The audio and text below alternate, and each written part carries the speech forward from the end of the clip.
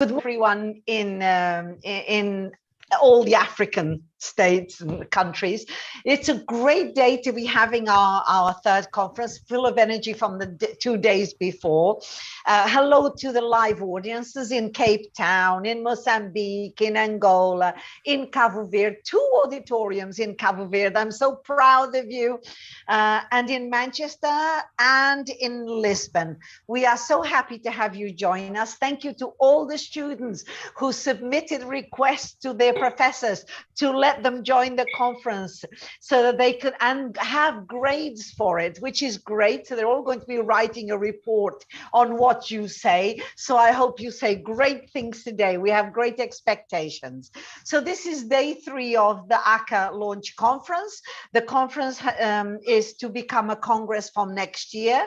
And this was an introduction to getting everybody on board. We are proud to have the Companies and Intellectual Property Commission as our partners for this edition. And for the last 2 days, we've shared great knowledge by amazing, knowledgeable speakers who gave their time really generously. You all have great people to live up to, so let's make it even better today. Thank you so much for being with us. Today will be no exception. This afternoon is going to be dedicated to digital IP and social media. And we're going to start with digital IP and the emergence of the digital dilemma. And there could be no one better to lead this discussion than Thomas Dillon from WIPO. I know because I've heard him before, so I know what he'll contribute. He will be our moderator for this afternoon, and he will welcome his great speakers. So Thomas Dillon, for those of you who were absent-mindedly watching yesterday, is a member of the English Bar. He's also admitted in California, from one end to the other. So he has worked in the World Intellectual Property Organization, Geneva, since 2014, and I remember that from our conversation yesterday, as a legal counselor dealing with enforcement and raising of awareness. So until 2009, he worked in Brussels for the Motion Picture Association, becoming vice president and deputy general counsel for EMEA, for the EMEA region. He was educated at the University of Cambridge, and he studied intellectual property law at Queen Mary's College in London, and I went to King's College, so again, we have another connection. And he has an MBA from Cass Business School in London. He is perfectly primed to lead the conversation. Thomas, the floor is yours with your speakers. Well, thank you very much indeed. And I apologize for the length of my biography. That's the price of being rather ancient. But thank you for that very kind introduction, very, very generous. So yes, I'd like to thank the ACA and the CIPC for organizing this conference on really important themes and for asking me to chair this panel on digital IP. Now, the way we consume copyright protected content has changed enormously in the last 20 years. Napster launched its illegal file sharing service in 1999, and although it was closed in 2001, it was followed by many increasingly sophisticated means of distributing illicit copies of entertainment content. On the other hand, Spotify now has 180 million subscribers. Netflix has 222 million subscribers around the world in about 190 countries. These 2 parallel universes of illegal and legal consumption create what you can think of as a digital dilemma, certainly for the consumer. Various approaches to enforcement have been tried, including notice and takedown, in which, of course, internet service providers have a very important role. And I think we may hear a bit more about that later. So with this distinguished panel, I'd like to examine the balance sheet of the online revolution for creators and for intermediaries. What has been good, what bad, and to ask how things need to change, if they need to change, to maximize the benefits and minimize the disadvantages of the internet for creators and for consumers. So let me introduce my distinguished panel. Benedict Ainamani is Director of Products and Services at Pearson South Africa. She taught mathematics and chemistry from 2005 to 2012 in Uganda and South Africa. In 2013, she joined Pearson as a mathematics coach, training mathematics teachers, after which she started in the role of publishing, in the function of publishing as a mathematics content specialist and undertook various roles before being appointed to her present position in June 2020. She has degrees in mathematics and education from Makerere University and the University of Witwatersrand, where she obtained her PhD in mathematics education in 2021. Dominic Cull holds a master's degree in ICT law from the University of Cape Town. He specializes in electronic communications law. And in 2004, he founded the firm Ellipsis as a consultancy, assisting those navigating electronic communications law in South Africa and Africa at large. He's regulatory advisor to the Internet Service Providers Association and other industry associations, and he represents local and international telecommunications providers and online platforms. I'm not sure if Gabby LaRue has joined us yet. Is Gabby there? I don't hear him, but perhaps he'll join us in the fullness of time. So, Tobias Marja, are you there? Forgive me for this. I think we may be a couple of panelists short, but it's quality, not quantity, that counts. I'll go straight to Nanla. Mr. LaRue has joined us. Gabby is here. Gabby is here, yes. Marvelous, marvelous. Okay, and yeah, he's online. Terrific, marvelous. Good, well, let me introduce Gabby LaRue. Gabby's been a professional musician since 1976. He's produced or composed more than 60 albums and over 5,000 individual works in various genres. He's received many awards, including 2 consecutive SAMA Song of the Year awards as co-composer and producer. He's a member of the board of the Southern African Music Rights Organization, SAMRO. He founded in Cape Town and owns the media company Kaleido Sound Music and Media. And he's co-founder and general secretary of TUMTA, the trade union for musicians of South Africa. So Nanla Paul Sibisi is the chief executive of RISA, the recording industry of South Africa. Nanla's a qualified lawyer who began his career at Webber Wentzel in Johannesburg. He's done many things, but among other positions from 2001, he worked as Director of Legal and Business Affairs for Sony Music Entertainment in South Africa. And in 2008, he was recruited by the SABC as General Manager for Business Acquisitions. Before taking up his current position in charge of the Recording Industry Association, he was Managing Director of Neuritone Investments, a one-stop music rights clearance and advisory services company in Africa. So an astonishingly broad experience is reflected on our panel. I'd hoped that Tobias from Edito was going to be able to join us, but perhaps there's been some technical difficulty. Anyway, our general theme is what in the online revolution has been beneficial for artists and authors, and what remains problematic. And I'm going to invite my learned panel to share their thoughts with us for 5 or 7 minutes on that general theme. I'm going to go in reverse order of introduction. So I'm going to impose on Nanla first and ask him to share his thoughts on this general issue of the digital dilemma. So the floor is yours, Nanla. Thank you so much, and good afternoon. I don't know whether I can share, because I've prepared a few slides, which I thought we should just go through. That should give us an indication. Can everyone see my slides? Yes, we can. We can. Well, at least I can. I hope everybody else can as well. Yes. Just a quick background. RISA is a trade association of record companies in South Africa, formed around 1970, changed its name to the Recording Industry of South Africa around 2000. And some of the main objectives are to represent its members through collective licensing and lobbying, combat music piracy, set benchmarks for and issue sales certification, organize the annual South African Music Awards, and more recently, we've started publishing the official South African music charts. We also are the national group that issues international standard recording codes.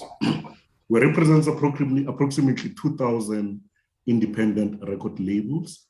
Many of them are self-releasing, and those include the 3 major record labels, which is Sony Music, Warner, and Universal.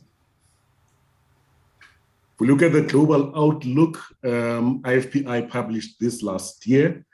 It's quite a picture if you're looking at how digital has taken over in recent past.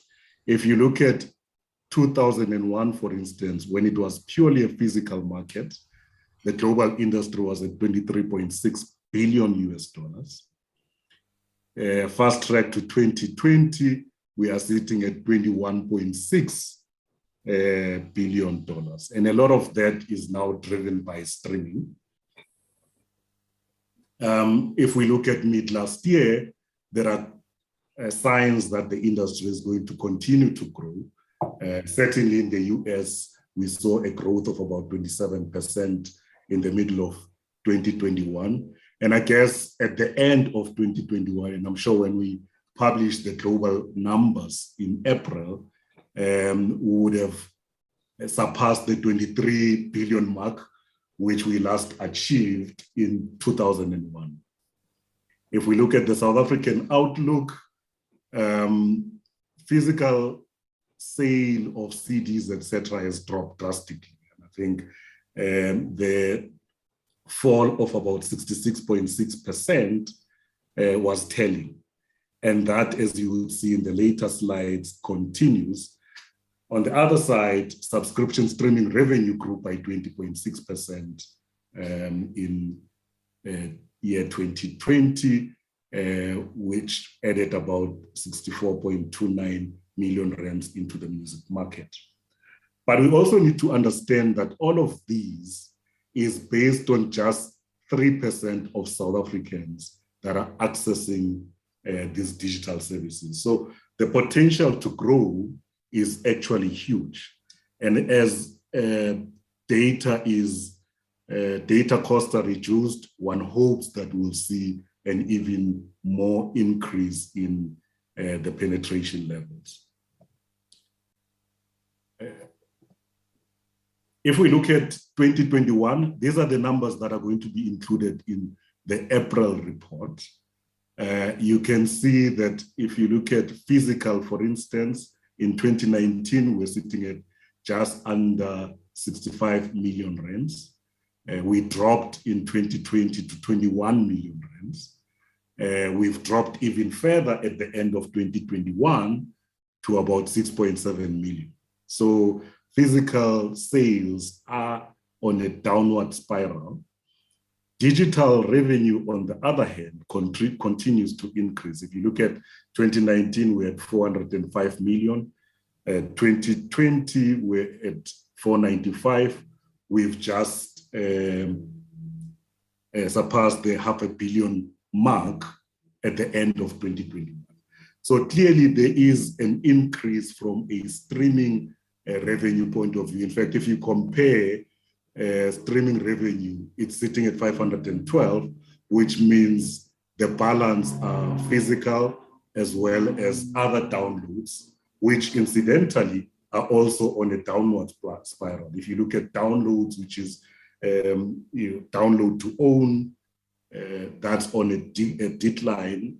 Similarly, the music on hold and all of those other forms of digital downloads are also on a downward spiral. In 2019, we're at just under 60 million.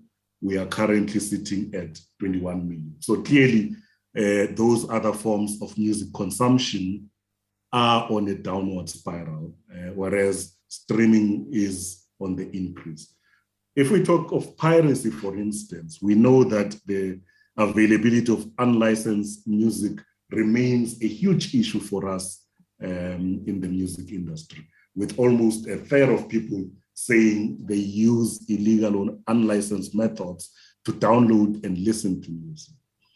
30% use copyright infringement as a way of listening to or obtaining music, and that number increases in the age group 16 to 24 to about 38%. And 27% use stream ripping sites as a way of listening to or obtaining music. And that number increases to 35% when we look at the age group 16 to 24. And just for those that may not know what stream ripping is, it's an illegal practice of creating downloadable files from content in order to stream music online. It's now probably the most used form of music piracy. Other unlicensed platforms in social media, those interviewed said 14.4% used on unlicensed social media platforms for music purposes. Of those, 21% seek unauthorized leaks of new music. So they go out of their way to look for new music that is, in some cases, not been released using some of these platforms. We know, for instance, that in South Africa, Fagaza has been a thorn in the industry, and luckily we've managed to, in a way, restrict their activities through ISPs who have kindly offered to, wherever possible, limit those pirated activities from Fagaza.com. 23% say they upload and share music, obviously unauthorized, and 18% download music and also unauthorized. So if we look at the sites, for instance, and it's all mostly BitTorrents, and you're looking at torrent galaxy.2 being the highest, including 1337x.2. And those are the sites that many in South Africa use to access illegal content. And this was in August. It is not different in September in terms of who is accessing which sites and the number of times those sites are accessed. So Torrent Galaxy is still leading together with 1337. If we look at physical piracy, we no longer track it as an organization because it requires huge investment. But we know that if we look at some of the street corners, they are selling USBs with multiple albums on them. And we also know that sites like Biropai, they have sellers that sell counterfeit CDs. So those still have an impact on the industry. And we know that some of the retail outlets, instead of obtaining licenses so that they can reproduce and play out music, they have hard drives with millions of songs, and all of those are unauthorized. And often our licensing unit would go into those stores with the police and sometimes seize those hard drives. So on the physical side, it is limited in terms of our enforcement.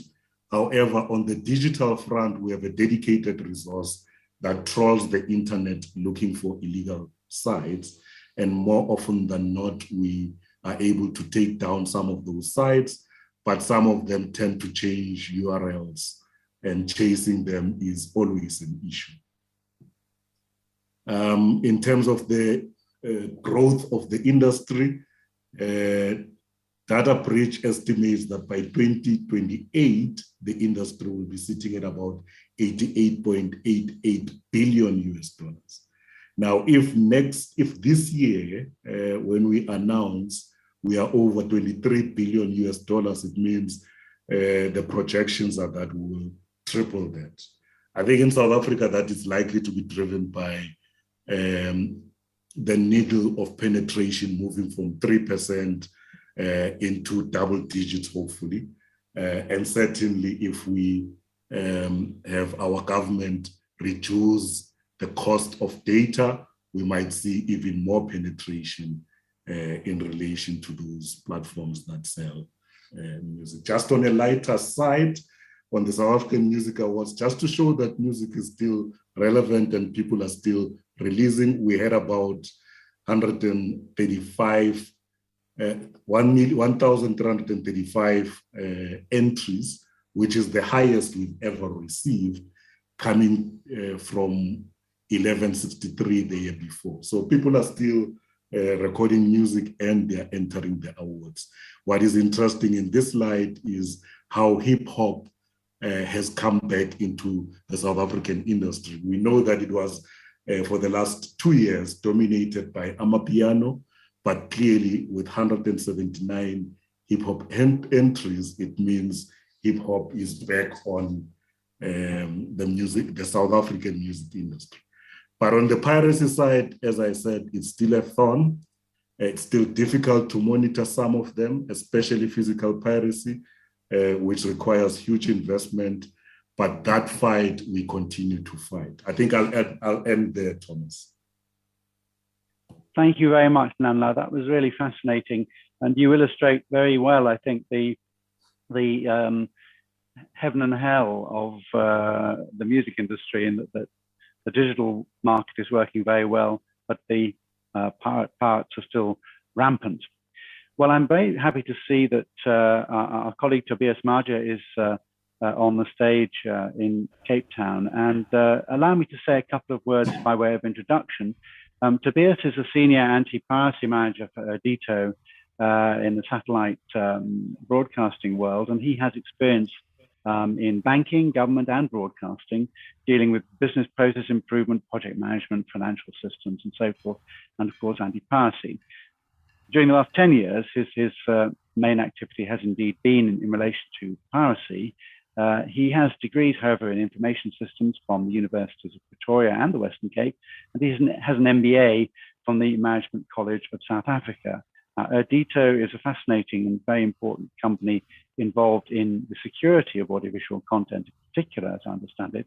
And so I'd like to invite Tobias to give us 5 minutes or so, his thoughts about this landscape that has been explained on the music side so clearly.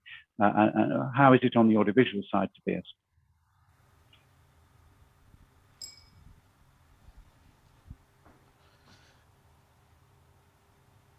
Thank you very much.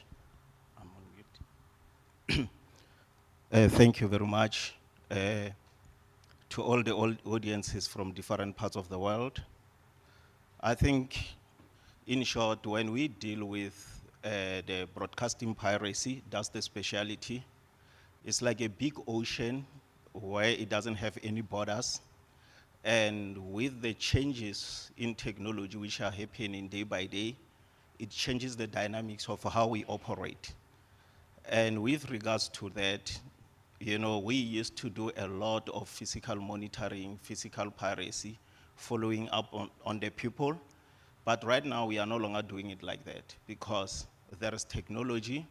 People can commit piracy, you know, in their homes. You don't even see where they are. They can put up a server in China, but streaming into Africa. And one of the important things which we have picked up over the years is we are dealing with very, very intelligent people, and they know what they are doing. And they will study the laws of the land to say how is going to be the punishment.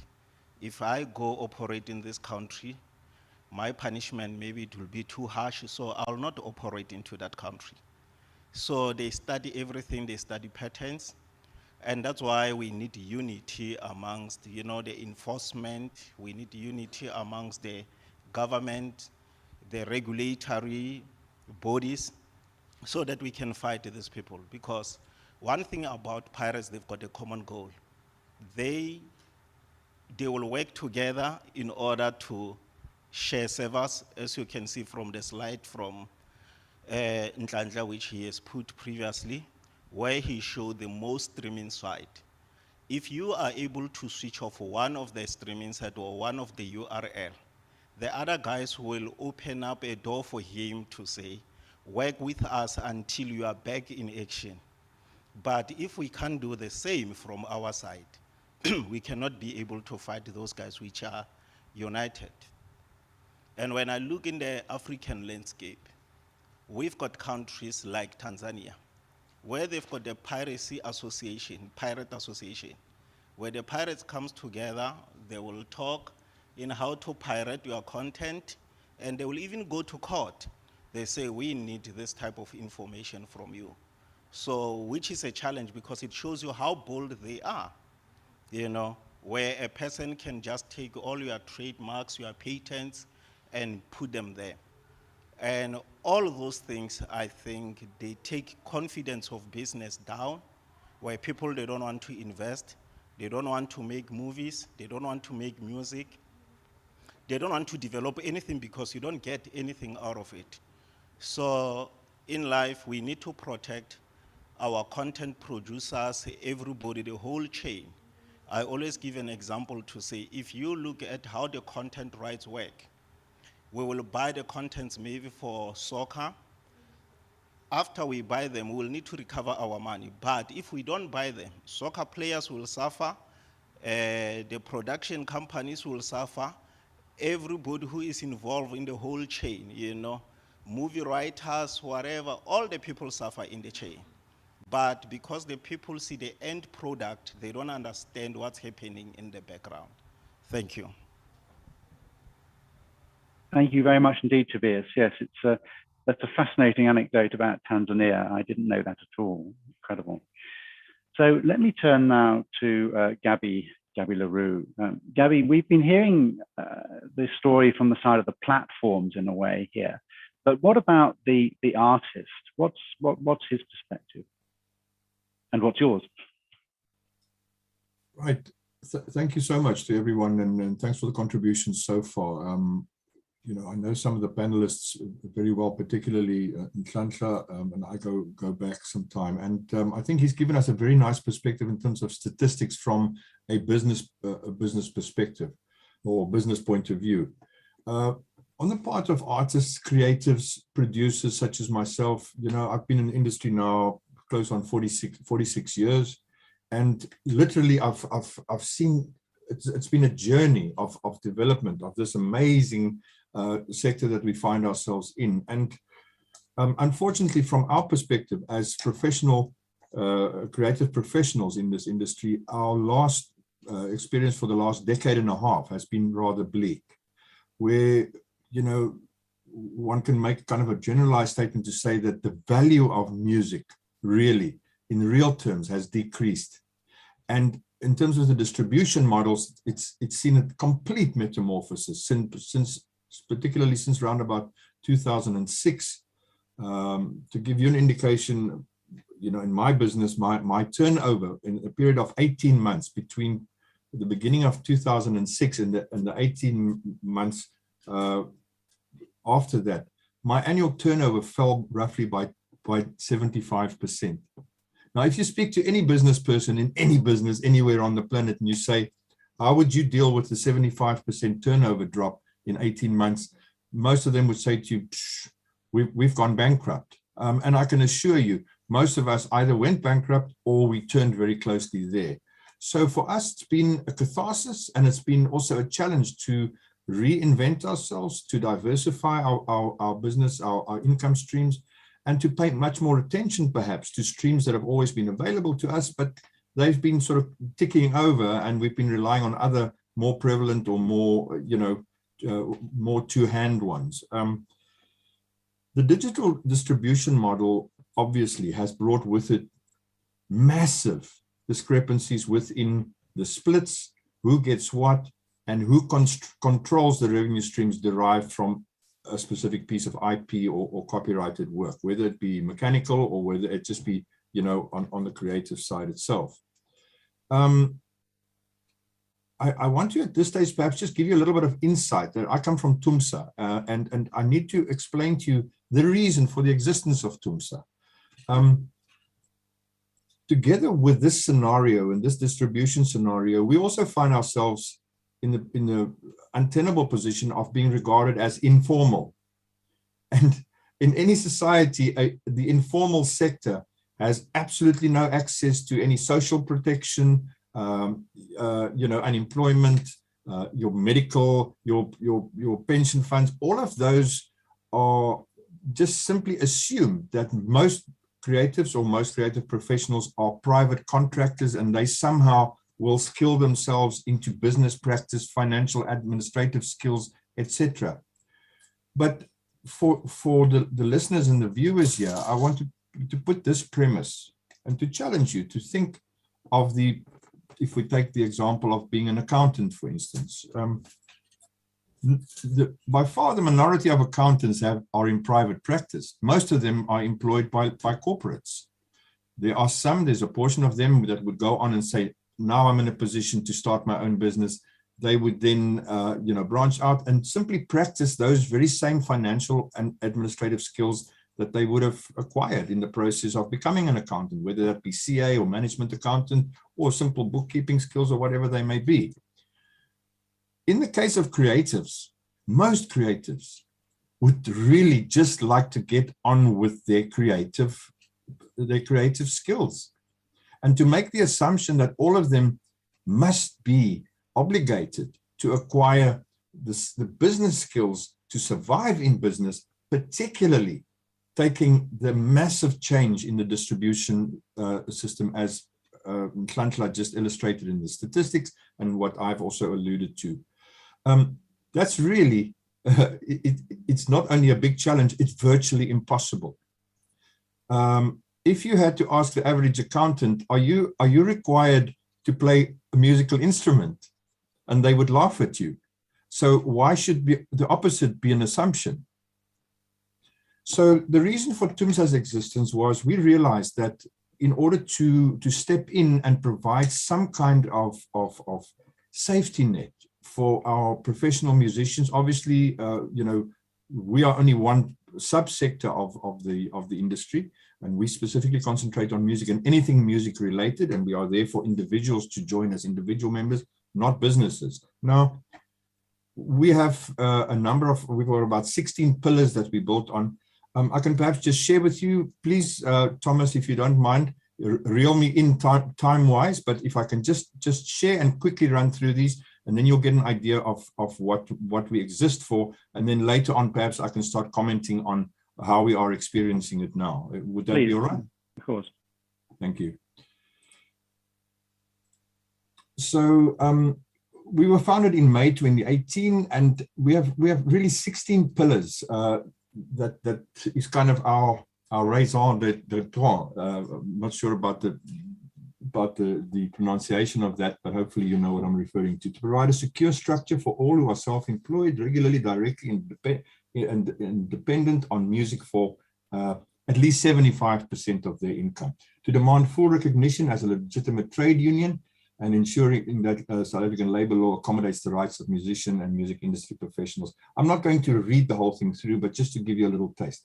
Recognizing South African musicians as specialist workers with skills vital to the South African cultural economy. Just on that point, in 2018, the calculation was our contribution was in the region of 74 billion rand to the GDP.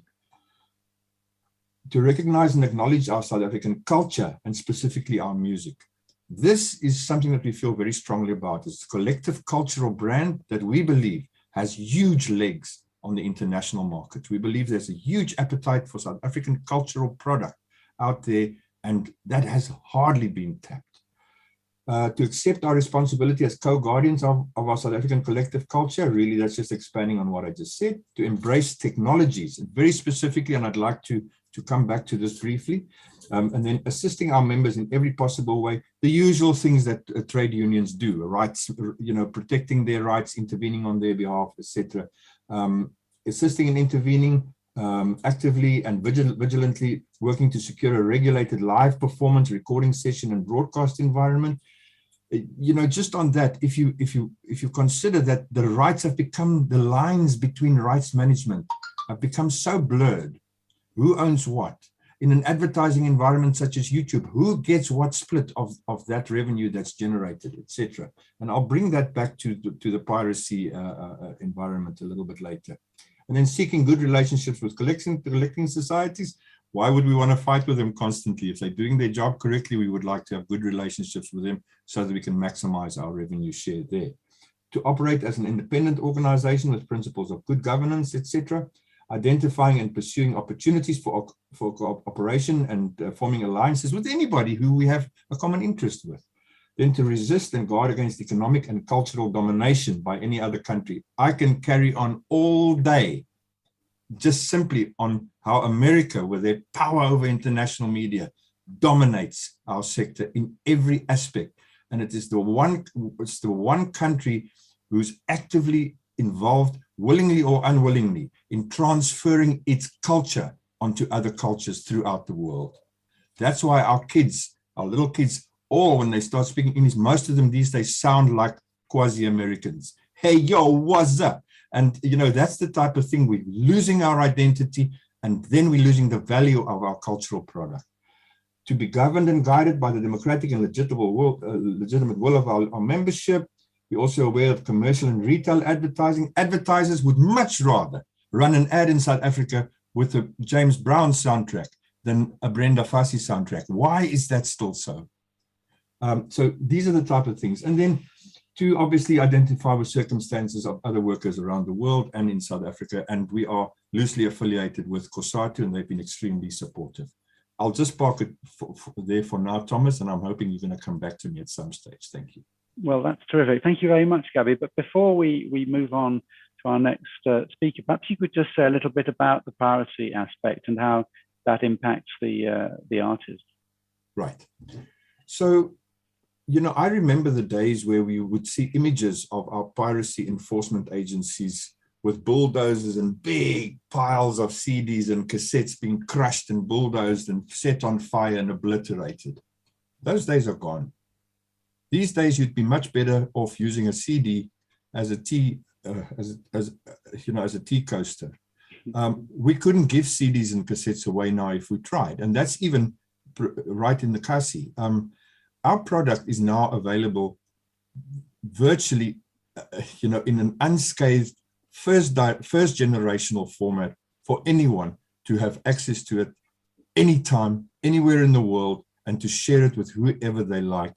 And even sometimes to be able to format it such that it can be sold for a couple of rands on the street, simple Bluetooth, transfers, etc.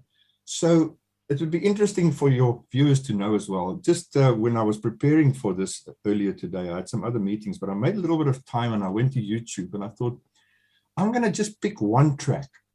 And Nhlanhla was talking about, streaming, what do you call it? A stream ripping. So this, I'm going to give you an example of how easy it is. And this is our killer. I was on YouTube and I thought, okay, let's take Brenda Fassie, which is arguably probably one of our biggest artists for as long as what we can remember, and may she rest in peace. And I thought, what is her biggest track? And I thought, probably Vulindlela.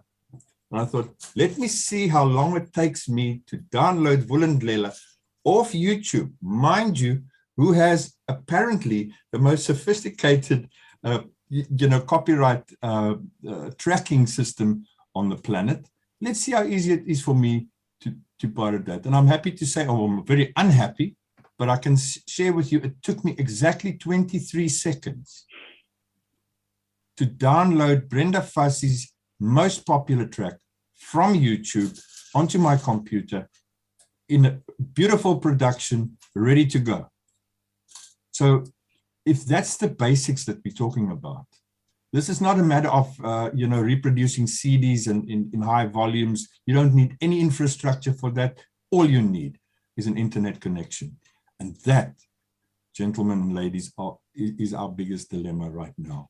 For those who own sharing those rights, we are doomed. And obviously, we have to look at new ways of protecting our rights. We're very keen on NFTs. We were keen to see where that's going, but hopefully we will get to that later in the conversation. Thank you. Well, thank you for that dramatic illustration of the problem. It's a curious thing, though, I think, that the stream ripping is very big, but download to own is in steep decline. And yet, what is stream ripping? It's downloading to steal, but you end up with a product. Anyway, that's a curious thing. Now, Dominic, turning to you. You've heard now a litany of woes from the copyright side, and I imagine the ISPs who have the problems of their own, have nothing to do with copyright, just running their businesses, feel that they're kind of imposed upon to some extent by the problems of other people. What's the position for ISPs now, facing as they do a torrent of takedown notices and so forth?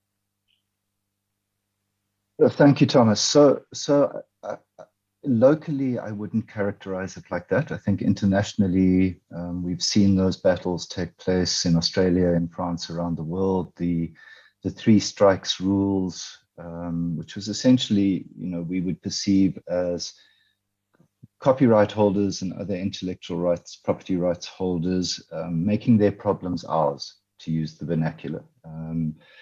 But locally, we have rather had a series of constructive engagements with organizations like RISA, with the South African Federation Against Copyright Theft. And we've tried very hard to assist them within the legal framework we need to comply with.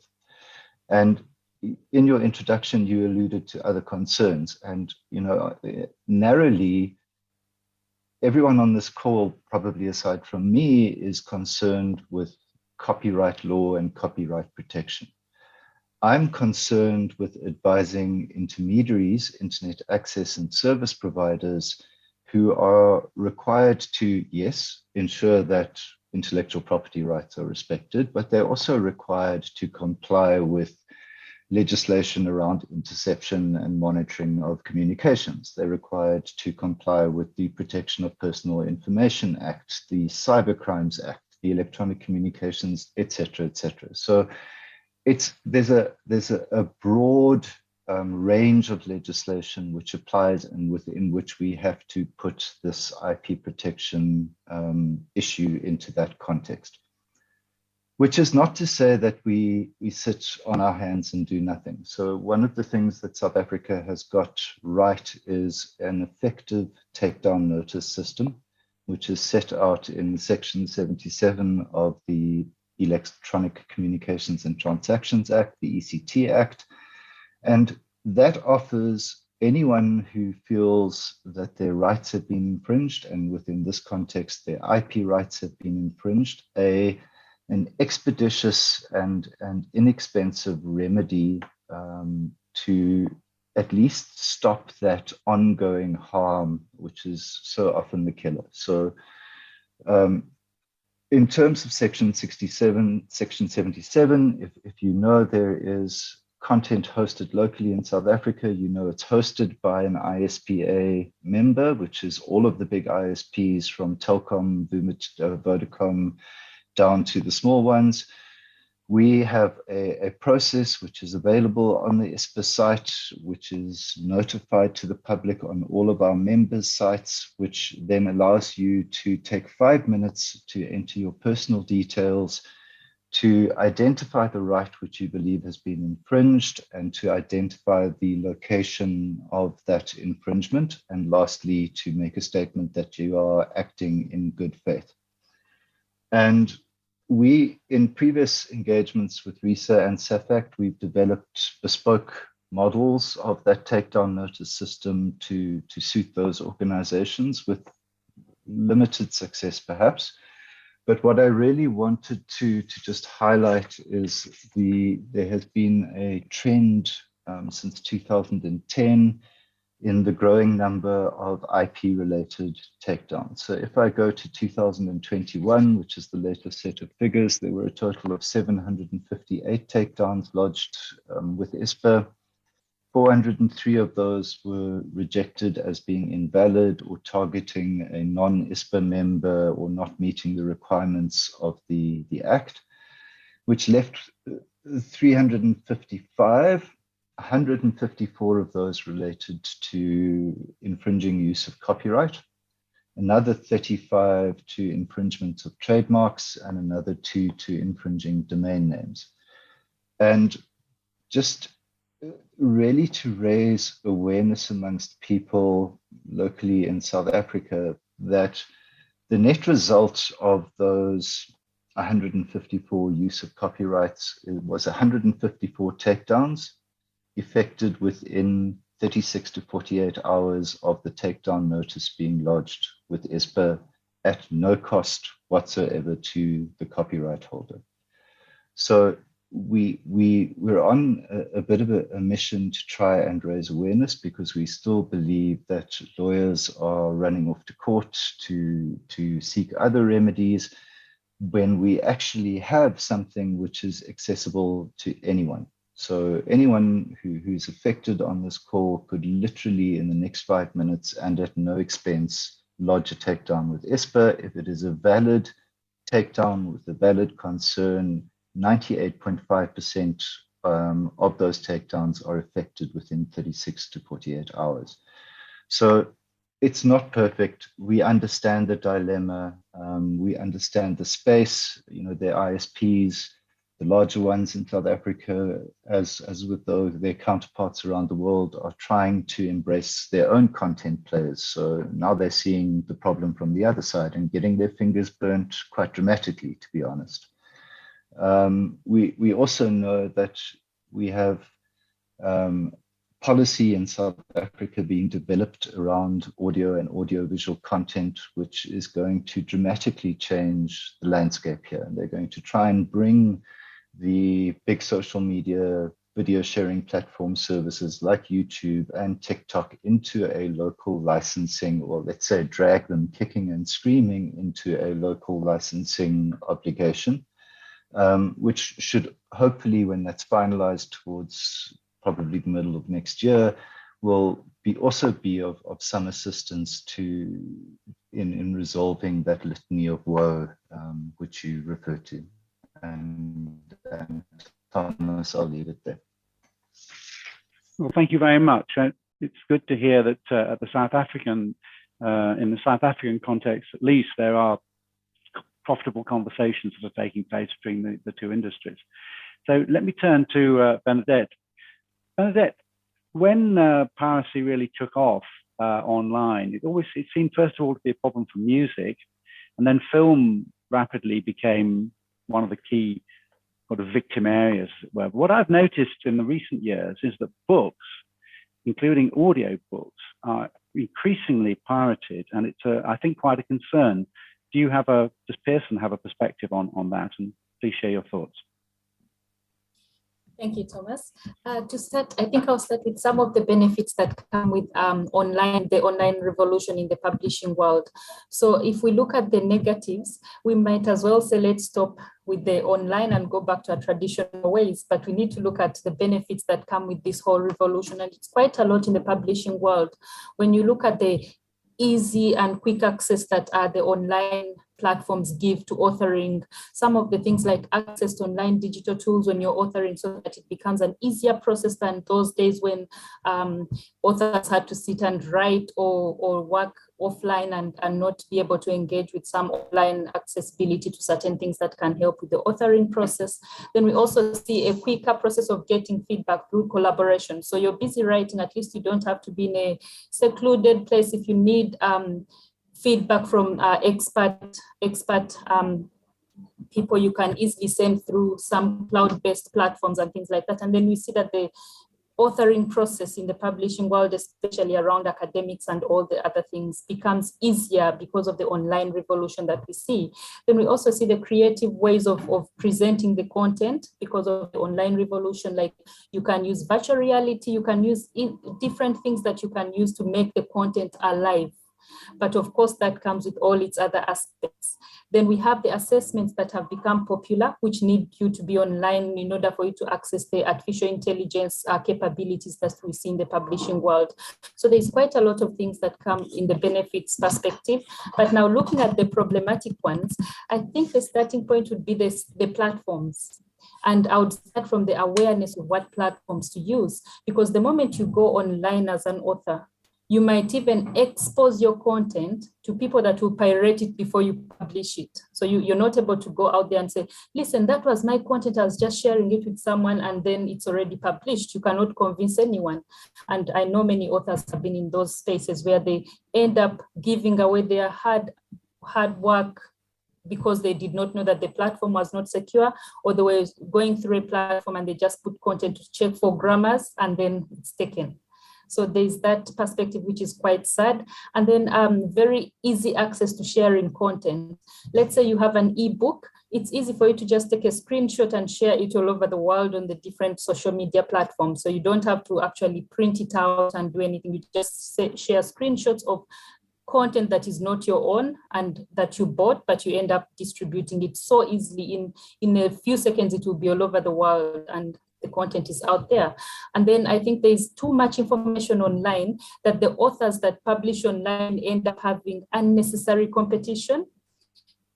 Anyone can publish anything. You don't need to be a doctor to publish medical information, and people will search it thinking that is expert knowledge. So at the end of the day, it's your livelihood as an author, but there's someone that is just doing it for fun, is not an expert, doesn't have to take a lot of information, or actually goes and copies and pastes different information, puts it in one aspect and then says, this is the content. So it's quite sad when you see how the online affects the authors and some of the things that need to be done. And then finally on this, the set guidelines on how to navigate the online revolution, I think has been quite a challenge for many authors. How do you use the information that you find? And also how will the consumers use the information that they find? Because you're publishing online or your books end up online, but there's other aspects that are considered when people go to the internet to search. Do you have the right content that will capture the people, or are you using the right platform so that when people come to pirate your content, it's secure, it's encrypted and all those things? So I think it's the general guidelines on how to navigate the online revolution that has been quite problematic in the authoring space. So do you think then that if anything, the role of the distributor, the publisher, has become more important in this wild internet age? Oh, yes, definitely. So I would look at the aspect of being an individual author. It's quite comprehensive to engage with all the various aspects that are needed for you to publish your book. And then later, when it goes online or in the digital world, you have to follow up with all the aspects. Has my book been pirated? Why is it not selling? Or has someone republished my book? Because there's also that trend where someone takes a book, removes your name and publishes it as their own, as is. So you have to keep track of all those things, and working through publishers or platforms that help you track all that information and also guide you on some of the things that need to be considered when you're publishing. How do you use you as an author? How do you use other people's third-party content? Because there's also that aspect where some authors just pick content, put it together and say they have a book. So yes, definitely.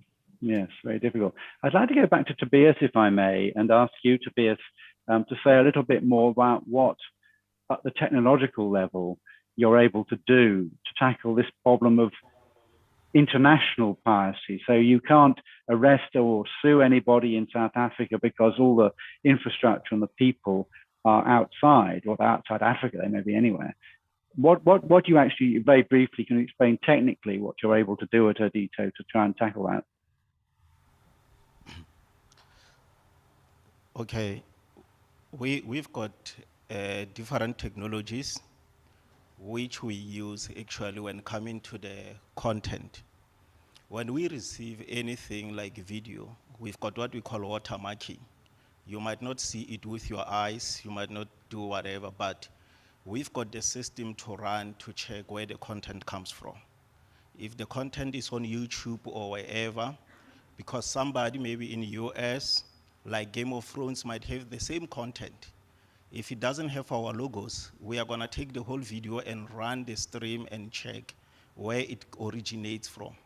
If it's ours, it originates from our side, we'll be able to pick it up. So it makes it easier that way. But if we know whose content it is, like when coming to sport, we work with a couple of multinational companies. The Canal Plus, we work with, you can mention, the Be in the, or part of the Al Jazeera group. Those are the guys which we know we are fighting same people. We help each other. Over and above, we've got other systems like for takedowns. We talk with the ISP to deal with the takedowns. At times we are successful, at times we are not. Because even for them on the other side, they're gonna lose a lot of money if we say put this stream down, which maybe you've got so many people going after that stream, I'm glad to say we were involved in the amendment of a bill in Kenya where it's gonna force some ISP to be able to close all the streaming infringing streams. So that one, it will be a first step in a good side. And on the other hand, when I look into our side, we see like right now, as we are gathered together here, people are willing to help, sharing information and using all other technologies which are available to, to do investigation. And by the way, we still do a lot of physical piracy where we do raids, especially to rebroadcasters across them. It's very, very dangerous because certain areas, they become volatile, they become dangerous. We go with the police there, but at times they tell you to say, where this person has set up, or he's got servers, is a no-go area. If the police tell you that, you need to find the other way, Wow. I usually explain to people to say, we worked with guys which were beaten, some we had to relocate even their families, because you deal with drug dealers, you deal with people who, some they don't have morals, they just are there after money, and they don't care whoever stands in their way. So we encourage guys to say, look after ourselves. We've got a team of investigators and informers across Africa, which becomes our eyes and our ears to say what's happening in the field. Thank you. Well, that's amazing. And I think it's very important to bring it home to people that there are criminals involved in this. It's not just adolescents in the bedroom, and that the real people get hurt by it, not just digital damage, as it were. Well, that's amazing. Can I return then to Dominic and ask him what he thinks about this idea of site blocking? Because you can cooperate as much as you like at the national level, but if the piracy is coming from outside, what can you do about it? And is site blocking too burdensome? I mean, is it something really unreasonable to impose on ISPs? Different views, Thomas. So firstly, that in South Africa, we are concerned about the legalities of site blocking in terms of prohibition of monitoring and interception. As ISPs, we also fiercely guard our neutral status. So we have law which says that as an internet service provider, you are under no obligation to police your network, to monitor it for any evidence of unlawful activity. We're also wary, and this requires a degree of bluntness, often of the motives of those approaching us, to say block this or block that. We're wary of the fact that the technology is not foolproof in terms of blocking. At whatever level you want to undertake that, you will get false positives, you will get problems that come up. So we have a copyright amendment bill currently running through the South African Parliament, which we had hoped would address these issues, but it seems not. So we remain in a position where we engage with, most recently, attorneys on behalf of La Liga, who were concerned about unlawful streaming of Spanish top-level football. And we were unable to reach an accommodation with them and our membership in terms of saying we undertake to voluntarily block without a court order being in place or some other formality being involved. They then left it. So my sense was that, well, the problem, which is often a South African one, is that we're a small market which is not worth the kind of expenditure that is required to enforce those rights. So bottom line is there's a neutrality to it. We appreciate the problem, but we need a legal framework to actually be in place to implement. Yes, thank you very much. Well, we're almost out of time, so I'd like to return to Nanla, please, for a final word. We've had a remarkably harmonious hour together, but I think that there's a little bit of friction emerging in the last few minutes, but perhaps I'm wrong about that. So Nanla, perhaps you'd like to respond to what Dominic has just said.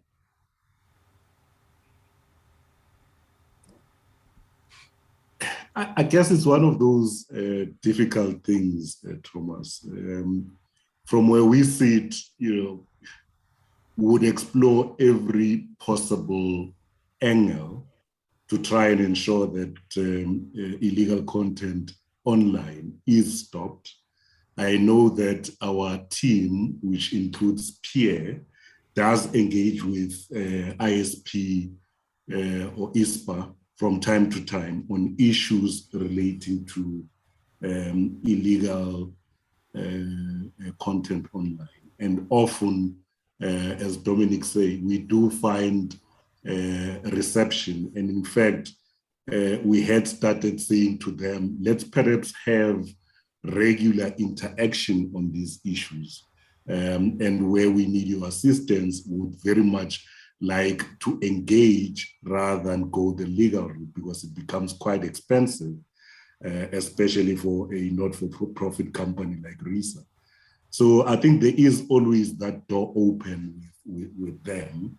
And I guess the example of Fagaza with the Recording Industry of America and the ISP there is also another example, because were it not for the interaction with an ISP in the US, would still have had huge problems with Fagaza. I know they are probably going to change their URL and perhaps even relocate. And then it means we must chase them wherever they go. And that is usually the biggest problem. Yes.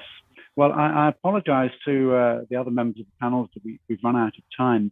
I'd like to thank you all for really fascinating contributions that have managed to place piracy in a much larger context, both of the position of the artist and the industries that are outside the copyright sector altogether.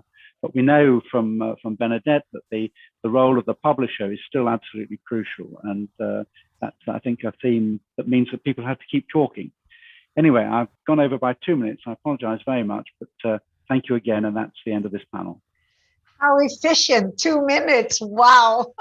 Wow. Thank you so much, Thomas. And thank you to all the speakers for your time and your availability. Thank you so much. That was very interesting. Not too much friction, Thomas. I was expecting a bit more of a boxing match, but it seems to have gone really, oh dear, I can see some threats coming up there from that corner over there. So not too much friction. Thank you so much for your participation. Thank you for your leadership, Thomas. And we'll see you again soon, I hope. And please stay with us as participants for the next session. We're going to take, to all the rooms, we're going to take a 10-minute comfort break, and we'll be back after 10 minutes, okay? So see you very soon. Bye-bye. Goodbye. Thank you.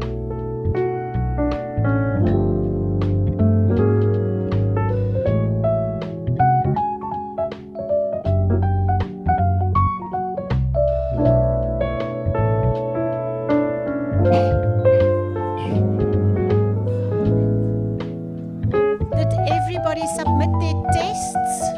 Anybody still have one? And I gave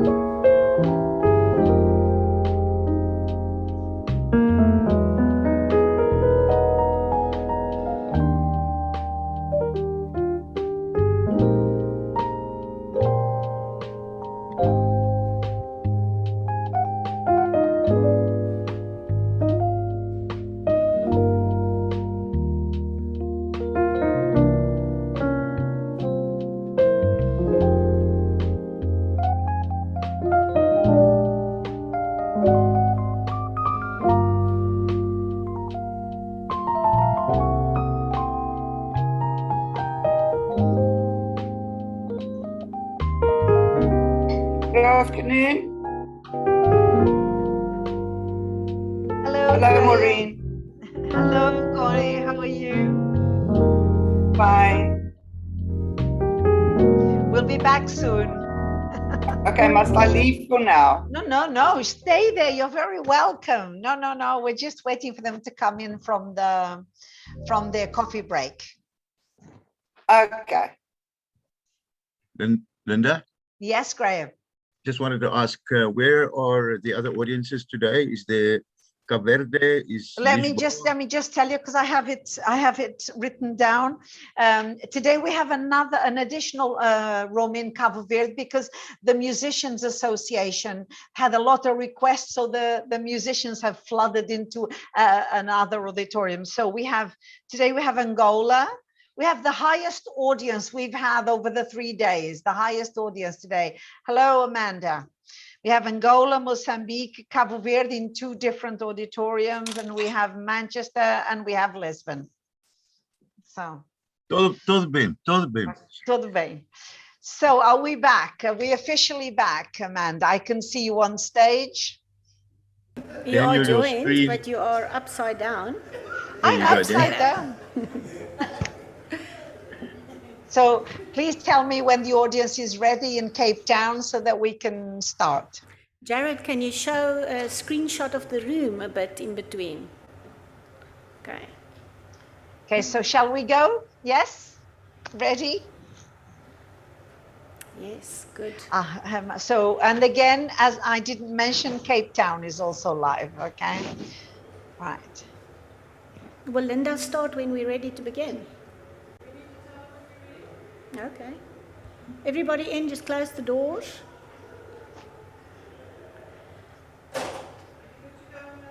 I'm good to go. Okay, so welcome back. I hope you had a great cup of coffee. I rushed out to get one and then back as well to join you. I just want to point out that we are at peak audience. At this time, we have over 1,708 people watching us around Africa and Europe. So I'm really proud of what we achieved. Round of applause to all the rooms, okay? And to all our great speakers. As we've gone in crescendo over the 3 days, it seems also that the social media and the digital IP are of particular interest, as lots of musicians have joined and lots of young people. So obviously the topics, we were on par with the topics chosen for today. So welcome back to the social media panel. It's very important that we understand that a lot of people are interested in this session. And so let's think about how this has changed our lives and organizations and the way we do business and the way we communicate, even the way we manifest ourselves for the various reasons. Today we woke up with the beginning of a war in Europe, and already I can see groups forming and people communicating with each other. So social media has completely changed our lives. But to talk to you about that, we're going to have a panel expertly moderated by our fabulous Amanda on stage, live from Cape Town. And I'm just going to tell you about our moderator. So Amanda joined the Department of Trade and Industry in 1993, a long time ago for both of us, Amanda, and is currently Senior Manager, Copyright and IP Enforcement Expert at the Companies and Intellectual Property Commission, the CIPC. In 1999, she took responsibility for the implementation of the Counterfeit Goods Act, number 37 of 1997. She also oversaw the declaration of the first counterfeit goods depot. She has also been involved in the training of law enforcement officials across government departments to implement that act. We have had law enforcement training throughout the mornings every day. And Amanda was nominated as vice chair at the first meeting of WIPO's Advisory Committee on Enforcement, held in Geneva in 2003. She has also chaired ACE. She also chaired ACE in 2015 and 2016. And she holds a degree from the Rand Afrikaans University in development economics and an honors degree in economics. So we are being expertly led this afternoon, and I will hand over to your moderator and welcome all and have a great session. Thank you very much, Tess, and also for that kind introduction. We have been going for 3 days. We're coming to the end of our 3rd day, and we're closing, I hope, on a very high note. So the social media discussion will follow very closely in the footsteps of the previous discussion. Digital social media is considered one of the greatest innovations coming out of the digital evolution. And it has actually changed the lives of people and organizations across the world. The way in which people communicate, distribute, keep, and consume creative content has changed dramatically so. And it's changed even more over the last 2 years that we have lived within a pandemic. So before I introduce my esteemed panel to you this afternoon, let me start with the following words from Jonathan Band. He was writing an article about the copyright paradox, fighting content piracy in the digital era way back in 2001. And he ended his article by saying, just because you're paranoid doesn't mean that you're not out to be get. Now, in 2022, with social media being considered as one of the greatest innovations, as I mentioned, let's have a discussion on how we deal with this challenge we face in the social media space. Let me introduce my panel members to you. I'm going to start with the lady on board. So welcome Corneille. She is Corneille Guldenfinnig.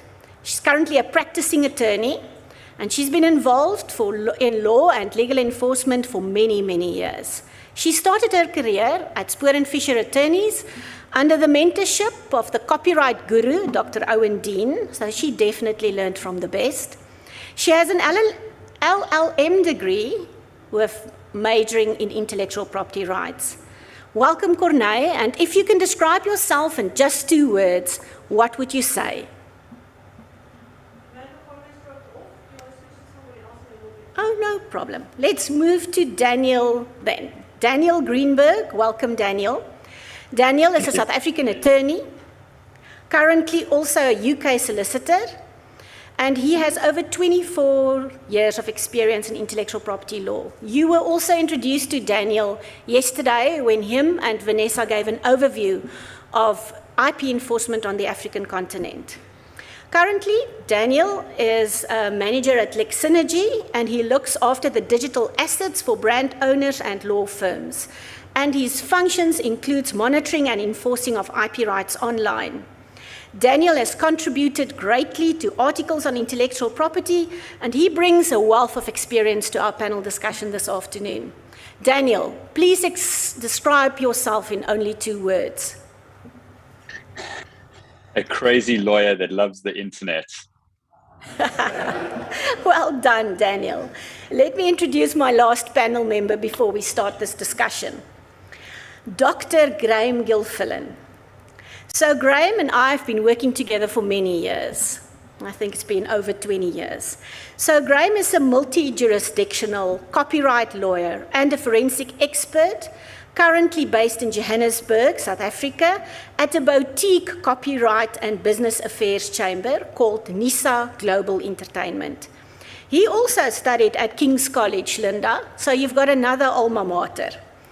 He obtained a degree in London, and then he went further to obtain his doctorate degree locally at the Mafeking University, and he focused on the copyright industries and particularly looking at how copyright law can be harmonized to collect royalties and make sure that it's distributed fairly.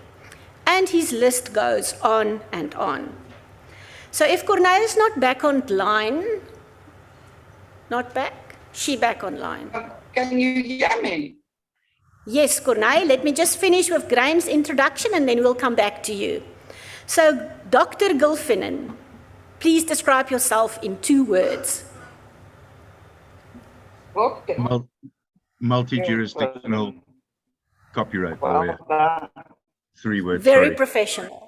Good. I hope we hear you clearly just now. Let me just quickly go back to Corneille. So we introduced you, Corneille, and I asked whether you can just introduce yourself by using 2 words. Retired lawyer / consultant. Good. All right, so now we know. Specializing in copyright. Good. I hope the sound gets a bit better going forward. So let me start with a quick question to all of you. Tell us a little bit more about your role in copyright piracy in the digital environment. Give us a few pointers of how your day would look like. Please let me start with you, Daniel.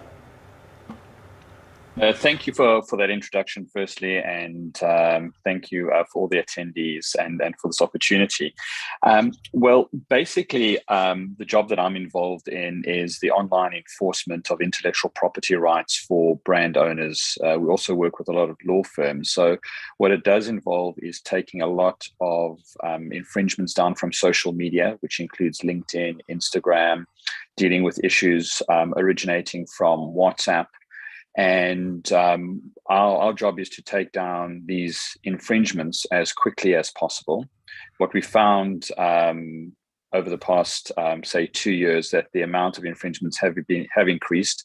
So my job is becoming more important, and it's more chaotic in the sense that we're trying to take these sites down or posts down or content as quickly as possible.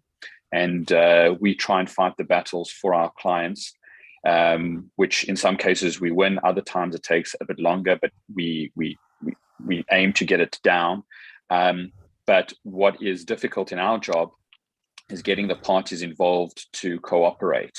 You know, we talk about all the different laws that are out there, but when you're at the coalface, it's very different. If you're in the Facebook environment, for example, you know, you're on WhatsApp, you're on Instagram, Facebook, you're in one company's environment. And if they don't want to take it down, they won't. It's as simple as that. If they don't deem it to be an infringement, it stays up. And I think that's what we're facing. You know, to approach your ISP to take down Facebook, I think won't work because that's the entire service. So we're fighting all these battles to try and make sure that our clients' risks online are mitigated. So that's kind of the day-to-day. I know it's a bit of a broad approach, but it's really taking down as much as we can.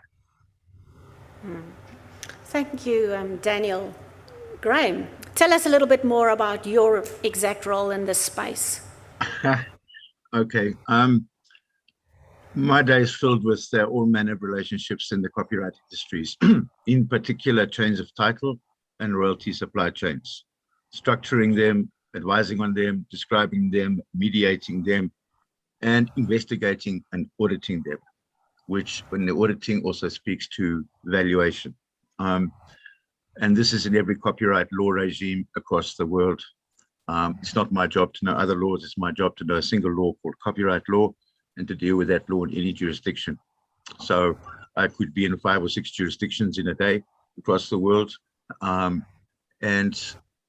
speaking to this issue here, I mean, what's happening today, we're dealing with infringement on a massive, massive, massive scale, to such an extent that we almost have to relook the business model. We are still caught in the box of the past and how we measure things. Today, we have to think completely differently and out the box, how we balance public interest and the interest of rights holders. So that's pretty much my day. It starts early, it finishes late, it's relentless, and 24/7. You know, yeah, the world doesn't stop. The copyright industries are with the streaming industry platforms are thundering 24/7, 24/7. Yeah, it's like a sausage machine out there. Corneille, you have been involved in the copyright industries for many, many years. Have you seen a significant change over the last 2 years as a result of the pandemic and people being locked down in their houses, frustrated with access to digital content? Can you expand a little bit about the changes that you've seen?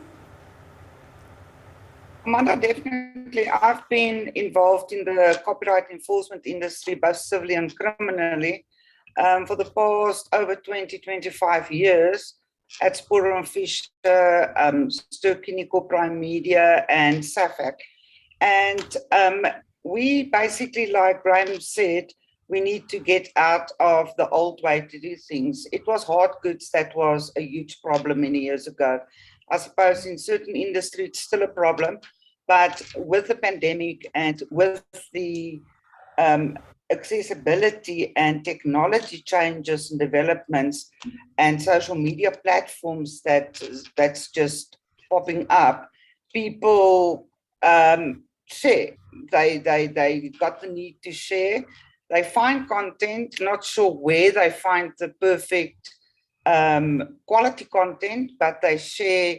I've seen on Facebook, we've dealt with WhatsApp. On an independent basis, I've been consultant to the publishing industry to assist them on clamping down on the sharing and the uploading of content on Facebook and WhatsApp. But I must tell you, I think this is a pandemic now, and not so much COVID anymore, because it doesn't stop. Doesn't matter how much which industries are doing. We need to find a different approach and awareness, create awareness that it's actually wrong and hurtful to the copyright owners. But sharing is definitely a pandemic on all social media platforms, from textbooks, music, newspapers, magazines. You can name a magazine or a piece of music or a book, and you can get it somewhere on a social media platform. Yeah, you're quite right, Corné. In the previous panel, we heard Gabby mentioning how easy it actually is to download a piece of music. So we have now heard that the fight has actually changed. We no longer have to go to flea markets and confiscate products at street corners. We have to turn this fight digitally. So have your customers changed as well? Daniel, what have you seen happening with the kind of people that approach you to take down sites? So we work with a wide range of clients, from banks to petroleum companies to publishers in the online space. And we found that what they want to try and do is be as proactive as possible. So what we tend to do at LexSynergy is start off with a social media audit, which means we go through all the major social media platforms and audit to see how their brand is being used, how it's being potentially infringed, so they can see how serious the matter is. And then from there, we develop an action plan to address those infringements that we find. There's some that are very serious, there are others that can be ignored or monitored. And then the ones that are serious, we implement a enforcement process to try and take them down as quickly as possible. And I think it is quite serious. We've had situations where there will be a Facebook page for a leading South African bank, for instance, where someone would log on to this fake account, and then there would be a pop-up saying, how can I help you with support?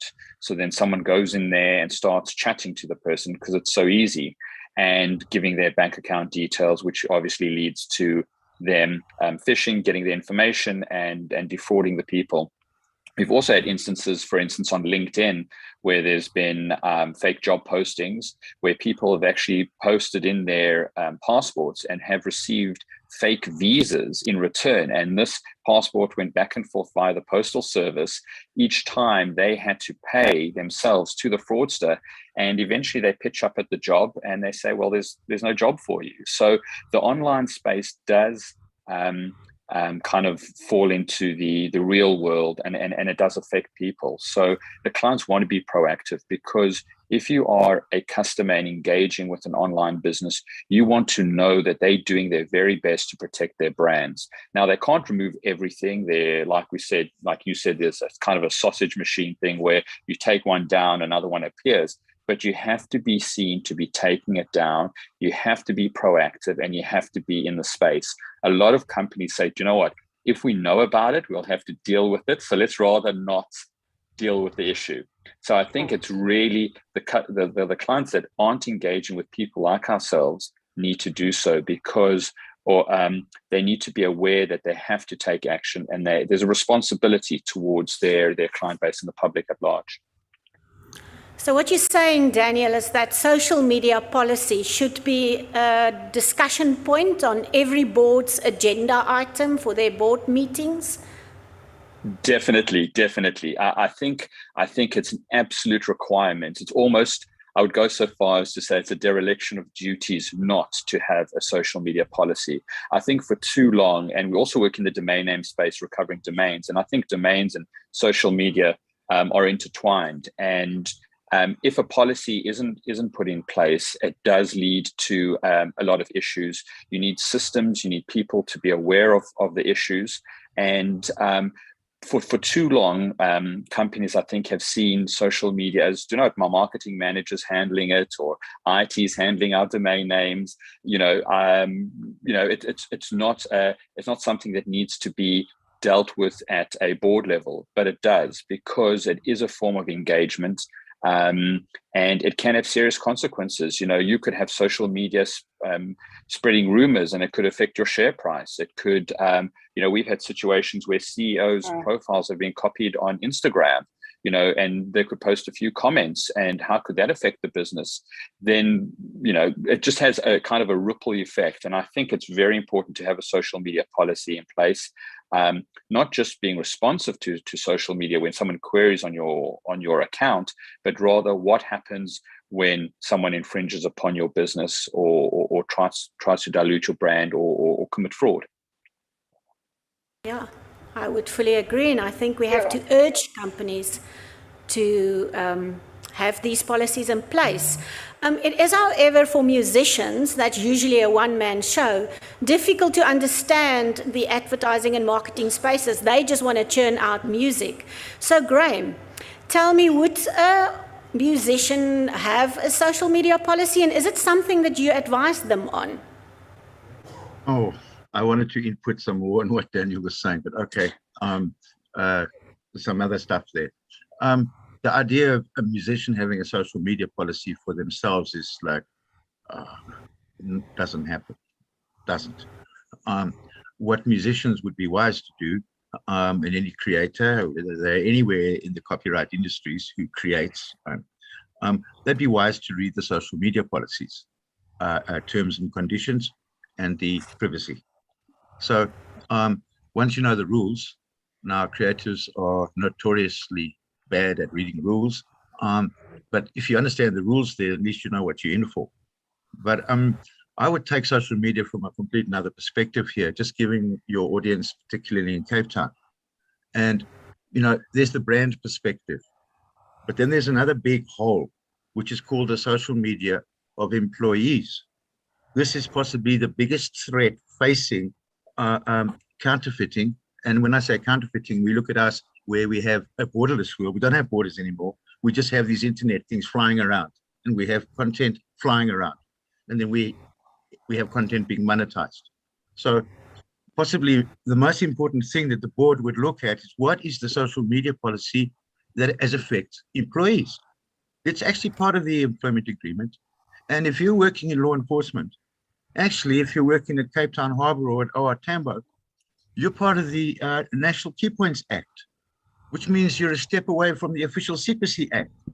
Now, what you understand, if you connect the dots, is that you've got huge criminal syndicates who are cruel, who are merciless, heartless, and they don't care. And how many people are working? How much money is crossing these borders every day? And if we want to go into the copyright space, how much is flying around the internet? So the social media issue becomes something very different, something very not flowery, not nice, not pleasant. You're actually a target for the criminal syndicates. It is that serious. So the idea of having a policy, organizations should actually do a social media audit on all their staff. They should have a register of everything, and then just simply use softwares which are available to monitor them, archive them. I mean, this is no longer personal and not personal. Okay, can I ask you, when you say have a register, if you can just expand, what would a register include? Okay, so let's take position X, the senior communications manager. Yeah, give us all your hashtags, all your handles, the lot, right? That's part of your employment agreement, especially if you're in law enforcement. The laws covering this are the same for you 24/7. They don't distinguish between personal and work. So the register would include every single employee, director, and any closed service providers, complete handle, all their social media. Secondly, that would be plugged into software, which would monitor that, archive it, and keep it safe so that the organization is in touch with what's going on its own staff's issue. The corruptive element in the money flowing, as you know, Daniel, yes, is beyond reproach here. We talked through this week with some clever patent and trademark guys about how much was flowing and how they come up with incentives. So I'm just playing. Just okay. a second, Daniel. Okay. Graham, you're making a very good point. I think one of the channels that one can utilize to protect against copyright piracy is using the employment systems in place. If companies can start monitoring their employees, certainly we will have a wider scope, more enforcement happening. So I definitely agree that's a very good point, and that one should be looking at how we can have these synergies happening. Please go ahead, Daniel.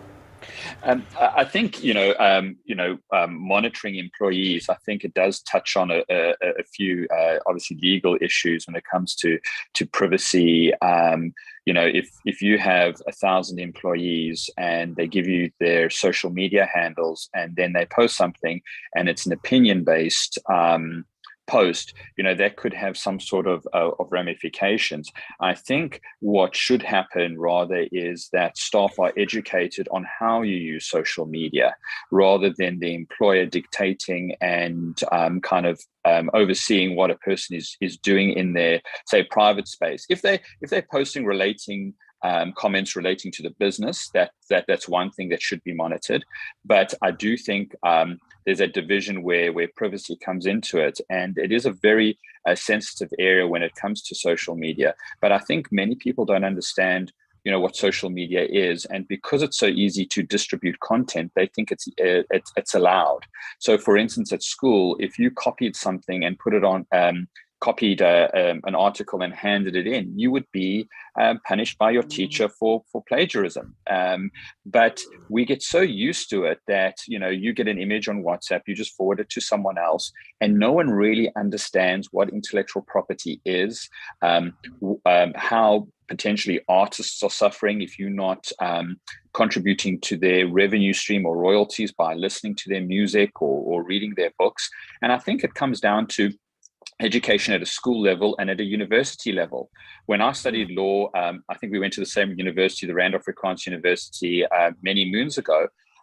In my law degree, I didn't even touch on intellectual property. It wasn't offered as a course in the LLB. It was something that you had to do as an additional area. And I just happened to fall into this particular space.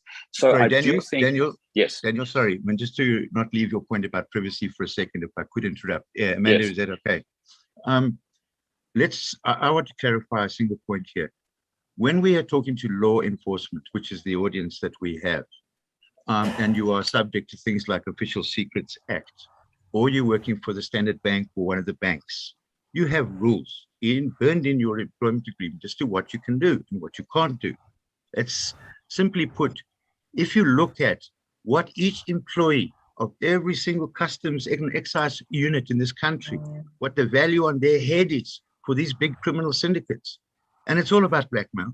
So first and foremost, we have to assist. And the second part of the assistance is awareness, as you pointed out. It's not training, it's constant awareness of the fact that the social media has a very, very dark underbelly. Ransomware, phishing, we could go on, hacking, malware. It just gets worse, as you know. So sorry to interrupt you, but I didn't want to leave that privacy point. So I'm not talking a general sort of thing for everybody. I'm talking specifically where if you've got huge value, a huge risk, a huge downside. I mean, yesterday they talked about mass murder with all those fake pills and fake pharmaceuticals. I mean, that's serious. If we looked at the prism of social media through the fact that, you could be participating in mass murder, let's call a spade and say, well, look, we can't make something for everybody, but we need to focus. If we're looking at counterfeiting, we're looking at this cross-border issue, we need to be constantly conscious that we are all, even creators at the end of the day, subject to high level, highly sophisticated, as Tobias said earlier today, highly sophisticated criminal networks. And let's get real about that. Okay, yes. Let me jump in at this point and allow the women to say something. Corneille, I'd like to know what your views would be if your company's employees are sharing illegal films using your company's hardware, bandwidth, and all the tools available to them. And one would assume that you would like to take steps against them. So please expand a little bit and then we can hand to the gentleman again. Of course, like both of the gentlemen correctly stated, it is in your employment agreement, and it might be even a dismissible offence. Employees have to not only create awareness, like Graham said, but awareness actually what is contained in your employment agreement, and how to use company tools and company technology and company time. But I also agree with Graham that there's no harm in a bit of education. I know in schools, the life orientation that is, everybody has to take the subject. It's compulsory.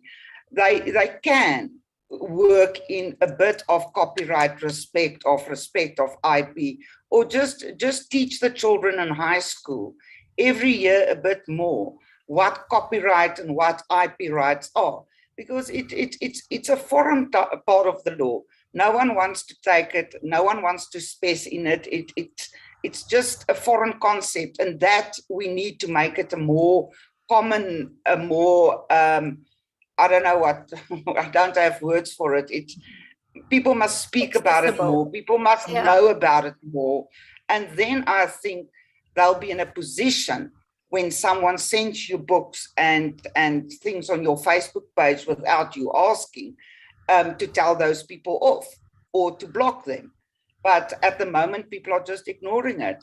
And if I can just mention part of company policy, when one finds someone ripping someone's IP or copyright off or sharing it, one needs to be able to report it somewhere. One need not only to Facebook, but one needs to be able to report that certain person, for instance, to, if it's Naspers copyrighted works, to Naspers, and there must be someone where you can report it to. But I think people feel helpless. They don't know what to do if they get music, they just delete it, or they don't know what to do if they get newspapers and books. They don't know who to send it to. They don't know if it's allowed. They don't know what to do with that information, and to add a bit to respect of copyright. I think that is a huge problem, not in business, but in the layman person's view and situation. Thank you, Corneille. And lots of the sharing happens outside work. A lot of it happens outside work. I don't know anyone who hasn't got uncapped, unshaped 120 megabytes per second speed Wi-Fi anymore. They sit during the day and night. That's all they do on Facebook, is sharing. And yeah, that's my view. So the one point that all four of us certainly agrees on, and you mentioned that we need a bit of awareness and education, but I think we need a whole lot of it. So it's very important that each one of us focuses on what are we going to do to create this awareness, make sure education happens on all levels. Daniel, tell us a little bit more about the education initiatives that you're involved in. So we do a variety of different things. We do webinars, podcasts. We do a lot of in-house training for large corporates, businesses that are in the online space, getting them to understand what is intellectual property, what steps they can do to protect themselves. If there are issues, what can they do? Like we've been saying, Kone was saying, how do you report it? We sometimes find that a customer will come to us or a client would come to us and we'd see a string of emails going back 2 weeks where someone found some online content that was either infringing, defamatory, or something along those lines. And it's taken 2 weeks just to get to us. Now, if that was streamlined, we would receive it straight away and try and action it as quickly as possible. So I do think part of it is training in-house, getting people to understand how to identify it, how to collect the information, because a lot of our clients' customers find these issues. They get the text message or the WhatsApp message saying, go for your COVID vaccine. And we see a lot of that in the UK, where you click on it and you go to a fake government website and it says, enter your national insurance number. Then it starts to ask you for additional information. So they just have to know where can they go and how can they do it. I often hear, and I'm quite removed from this, because what we do is we remove the superficial infringement, the infringement that you see online. We don't go beneath that to find out who the person is. That's, there are other authorities that do that. But many people say, go to the police station or report it to your police. But what do they do? We've had situations where we've gone to the police and, they've got, the old phones, they don't use smartphones, and you're telling them that you were defrauded on your smartphone, iPhone 13, via this method. So I think enforcement has to really be stepped up. But I do think that privately people can take action. What is also very important is to also understand when you shouldn't take action. There are some brand owners that take this blanket cover. The minute they see their brand anywhere, they go all guns blazing, get it down. In some cases, that could backfire because it could infringe upon freedom of speech and various other rights. So it has to be strategic. A lot of people use software that send out automated emails. We sometimes get that because we manage large brands and they haven't done their background work and they're actually sending a letter to themselves. Is that you have to know what battles to fight, and it has to be strategic, but you need to train them. You have to understand what is copyright, how does it fit into social media, what is trade or a trademark, because people tend to confuse IP. They don't know the difference between patents, trademarks, copyright, designs. And I do understand it's difficult and it's not really accessible. So it's constant education within companies, within universities, and within schools, as we've all been saying, is that children need to know. You can't simply just forward things. I always say to people, it's like taking a company letterhead. If you're at a barbecue or a braai for the South Africans, you wouldn't take out your backpack and say to them, look at this magazine, what I found, and then pass it around. But on your phone, you feel anonymous. If you post it to a group or if you post it online, you feel that you've distanced yourself from the actual act. But meanwhile, you are a participant. And it's understanding that's very important. Thank you, Daniel. Graham, we talked a little bit before this session, and you mentioned that our target audience is not as only the youth, the 14 to 18-year-old, the Gen Zs. It's moving into the older generations. Do you please want to explain a little bit further about that view? Okay. Let me start from the point of, in this entire issue that we're discussing in the copyright industries, we must not lose sight of things like KYC, know your customer, KYS, know your subject. We're looking at a social media explosion. By the way, 14 to 18 is Generation Alpha. 18 to 25 is Z. And then, by the way, there's no such thing called youth anymore. We've got Instagrammers who don't do TikTok and they don't do Facebook. We've got Facebookers that don't do the others. Now, these are distinct generations. And what we have to learn from these generations is the fact that we're sitting at the greatest divide we've ever seen. Everybody under 25 does not consume, communicate, media or content in any way somebody over 25 does. It's that cut and dry at the moment. So if you think going to the newspapers, radio and TV are going to talk to under 25s, you're out. You're actually out. There's a completely different approach to them. Now, we've got a lot of older generations who latecomers into things. Some call them BBC, born before computers, but a lot of the older generation is social media greatly helps them. And these are people who don't change habits very easily. They really work with the issue of the stick, the fear factor, that this and this is wrong. And you see all over the world, you know, pensioners and grandmothers get nailed by big companies who really don't care other than to try and make the point. This is really serious. You can't go and download these movies.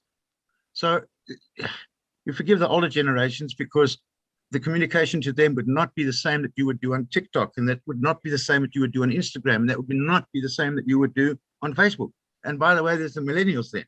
So we have a society which is now pretty much structured generationally on social media platforms. So it really speaks to us the fact that social media is, on the one hand, a great thing that opens up information. I think there's some, Daniel, I think you know this, 90+% people are in favor of social media, that see it as a good thing. But what you have to realize in the context of this conference is that social media has another side of the coin. It's a very thin coin. There's not much in between. And that coin is the fact that it is jacking value from the copyright industries. It's destroying lives with bad pharmaceuticals. It's a really, really serious issue. So for me, I'm in favor of a dual approach, which is a strong awareness and educational approach that is oriented to speak to the subject you know. And by the way, it's the same goes for the criminals. You need to know this. You're not up here playing games here. This is really, really, really serious. So education, yes, but for me, enforcement is a big issue. And one of the problems that we have in South Africa is that we do not regulate online contracts. It's called, sorry, people in Cape Town, we in Joburg say DA, Dorf Action. It's a wrong thing to do and not regulate online contracts. Many countries in the world do. There's significant impact. And what do I mean by regulate online contracts? Every single contract used online in this country should be registered. There should be a licensing office and certain practices that you cannot do. So the innocent person who will never, ever, ever read the user or will never read them doesn't have to fall prey. And this is where some of the biggest problems we have in copyright actually sit in the terms of the online contract. So sorry to take away from the subject. The generational issue and how we communicate is something we have to think very carefully about. It is no longer traditional.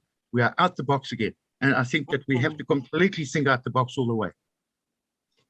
Yeah, it's going to challenge us, especially for us older generations that you've mentioned. So we have to change behavior, it seems, Graham. We have to look at different categories of users and channels that they utilize, and we have to change the way in which they think and do things, especially how they share content online. So, Daniel, give us a few examples of how you think we can change this behavior, and then we'll hand over to Corneille to add to that.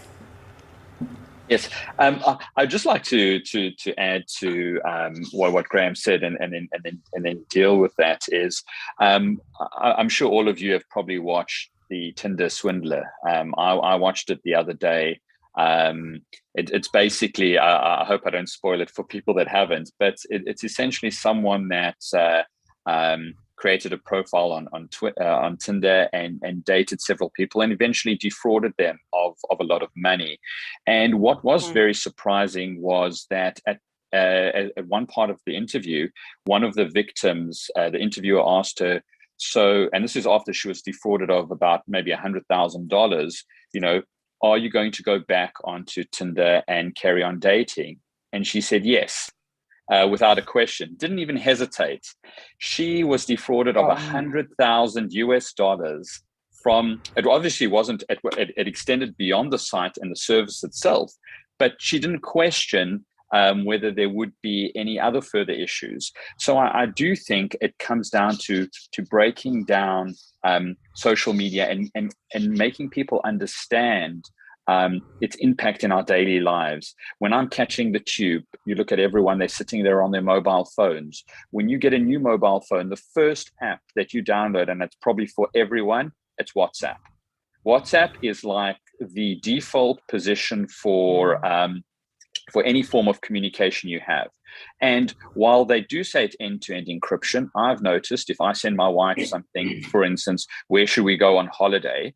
Then what happens is, without me searching, but they pick up certain keywords, I then log into Facebook, and Facebook has ads of holiday places. So clearly they're looking at keywords. So I do think to change people's behavior, it's all about awareness. It's conferences like this, which I think is very important. And as you can see, Graham and myself are, and Connor are pretty animated about this, because being at the coalface, you see what issues people are facing and you see the devastation it can cause. And I think just a person's reputation, one thing that we haven't even spoken about is online bullying. Yes, I wanted to mention that, yeah. So I'll probably let Corne deal with that, because you've seen a lot of our face in this chat. So I'll hand over to you. Thank you. No, earlier, Graham, when you mentioned what they do with CEOs' profiles on LinkedIn and things, it's not only monetary. Reputational damage can sometimes be much more devastating to someone or someone's career or company than straightforward monetary.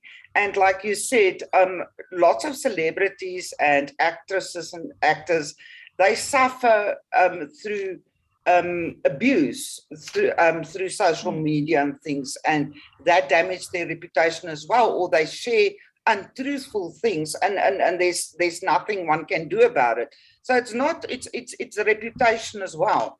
I would like to see that there's a reporting structure that people can know, but more the layman, you two are well intertwined and involved with companies and organizations and associations. I think the layman person, the BBCs, born before copyright, or what did you say? Born before content. Computers. Oh, born before computers, same thing. I would like to see that they can be equipped as well on their relevant platform, Twitter or via Facebook, what copyright is and what to do when you find someone sharing stuff for you, sharing content with you, what to do. And then obviously every platform have awareness and education on that platform, like Graham's, not Graham, said, Daniel. targeting that specific era and that specific user or person on their own platform. So there must be a diversity, a few programs that one needs to get involved or embark or launch. But I also agree that enforcement is a good way to deter people and to teach people and to show people that copyright does exist and copyright owners can do something. It is also a very good educational platform. Educational thing is enforcement, and to let people then know what happened with the enforcement, broadcast that on Facebook, broadcast that on Twitter, so that creates a lot of consumer awareness as well, is the news. Yeah, you're quite right, Corné. Graham, before I allow you to jump right in, we have about 8 minutes left, and we are touching on the enforcement topic. So very recently we have seen WhatsApp groups popping up and people sharing content blatantly so, even if they warned about respect for IP, they just continue relentlessly. So it is one of the projects that we at CIPC is working very closely with MultiChoice, and we have Tobias in the room also today, who was part of the previous panel. Perhaps he can just expand a little bit on it. I'm going to give you only 3 minutes, Tobias, so that we have you also just sharing the practical impact of these kind of practices of consumers on you as a business and a company. Thank you. Thank you very much, Amanda. When you look at let me start with the impact, because I say the impact goes to the whole value chain. everybody gets affected. Even if you are the end user, you still get affected. You know, if somebody was supposed to get 10 rand out of their work, they are gonna get 1 cent at the bottom of it, because all is lost, and somebody who lost, where is lost, taxes are not being paid, there is fraud, there is all other issues. You know, when we deal with enforcement, physical enforcement is far much easier, but now you need to have serious equipment, and part of it, that's why we are here, in order to do enforcement. But you need also the understanding from the law enforcers. You know, I think we are gonna move from the physical to the other space now, to the technological space, where our police, customs, whatever, the skill sets needs to be changed in order to help us dealing with that. Even from our side, it's changing. We used to walk around, follow people, but right now it's just from your computer, your phone, you can do that. And as we're even speaking about the, you know, the awareness, there is a story about America in the 60s and the 70s. What they did, because there was a lot of littering, people loved their cars, there were times of drive-ins and so on. They went to primary schools to teach people, the kids, to say, tell your parents not to litter. They didn't tell the parents because the parents here were the old generation. And in the 80s, they started to see that change. It took a generation, but the little ones, they were not littering. If mommy threw something out of the window, or they did, I'll tell them to say, no, don't throw stuff out of the window. And that's where our awareness and training needs to happen. You know, for us, it's habitual right now, and the changes. But in closing, we work a lot with the customs, law enforcement, and so on. We try to reach out the legal people, because if we are not working as one, we are not going to be able to win this battle and to conquer this. Thank you. Thank you very much, Tobias. I think that was very valuable for us to hear. Daniel, apart from playing whack-a-mole and trying to just close down these websites, what other actions can be taken to deter the infringements? Yeah, it is very difficult. You know, the whack-a-mole approach, you know, doesn't always work. I think you need a strategic approach. You have to choose your battles. I think the problem is a blanket approach doesn't always work. And being strategic, investigating, finding out, is this person a repeat infringer? Can you find out where they're based? So I think a lot of work needs to be done around that. There are ways to kind of address it within the social media space. I think it's also talking to social media companies. The real issue is that if you go into Facebook to try and report a page or a group is very difficult. And you know, you have to scroll through the terms and conditions, and you may not even find it. And I think that's not accessible. So I do think that companies need to, first of all, assess their risk. And that's where I earlier said that they should conduct a social media audit. And this audit is very different to the one where people are trying to find out what customers are saying. This is what infringers are doing. And once they can see the scope of it, then they can work out the best way to handle that. But it needs to be strategic and not the scattergun approach. Good. Corné, you've also lived a few successes. I think criminal prosecution that happened way back in the day for uploading content. Please share a little bit of what happened and how you went about with us. I agree totally with Daniel and his approach. Got nothing to add there. Yeah, but you must remember, like Tobias said, in the past it was more about hard goods infringement, and it was easier to enforce. Skill sets must change. For instance, if you want to lay a criminal charge, you can't simply lay a criminal charge at the police for sharing. What must they do with it? They need information. They need evidence of the person. That you need to build a case, like Daniel said. You need to choose your battle, build a case against the uploader, against the person who uploads and shares. The person who necessarily downloads and uses the content like going into a Nike shop and buy a pair of fake Nike shoes. You can't do anything to me. Using the contents is more civil. If you want to go criminally, you need to go against the person who distributes. So that in our new terms would be the uploader. We've identified an upload of content. It was via YouTube and pirate movie sites about, before I left Sturkiniko many years ago. And we got a successful prosecution. The person tried to defend himself. We made sure that he had knowledge and that we follow everything through the book, tracing him, seizing his equipment. We could build a real good case against him for uploading. But again, there was challenges with law enforcement and prosecution and your presiding officers to explain to them it's almost the same as a distributor. It's almost the same as a shop owner. Then you must also prove damage to reputation, to the brand holder, or financial damage.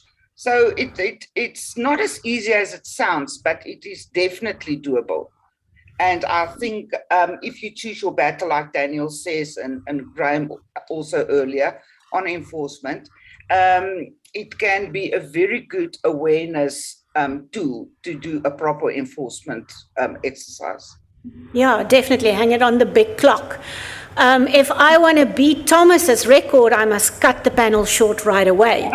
But perhaps I must allow Linda, just the panel members, each one a few closing remarks. Starting with you, Graham. Okay, I just wanted to follow on the thread of what you said. What would you suggest? Picking up on what they both said, I'm in favor of what's called deep intelligence. And that's human intelligence, and that's also technical intelligence. I'm a believer that this leads to prevention and moves away from cure, which means an entire upgrade out the box of the skill set and the awareness of all players in law enforcement, because the future that is faced, and we in the copyright industries are hugely affected by their effectiveness at what they do. So if they want assistance to bridge the gap right now, which exists between practice, what's going on in practice, and what's going on in law and law enforcement, that's an important bridge that needs to happen. But my approach is to really gather what we call admissible evidence, and then no noise, it just happens. Down, you're out, finished, done. And this issue of trying to make publicity about law enforcement, I reckon law enforcement should disappear from publicity on these matters of copyright infringements and takedowns and things. I didn't mean publicity for law enforcement, publicity that people, copyright owners do care about their brands and they will enforce it. Yes, Successful cases. cases. But this standing around like we're big winners on something you don't win. We're in a very No, that is not what I meant at all. Okay. Just to create awareness that wrongdoing can be prosecuted, and that this copyright infringement is a type of wrongdoing, and it's the same as theft. Yeah, I agree with you. And just as a spokesperson rather than the people doing it. Okay, so Daniel, I would like to end, Amanda.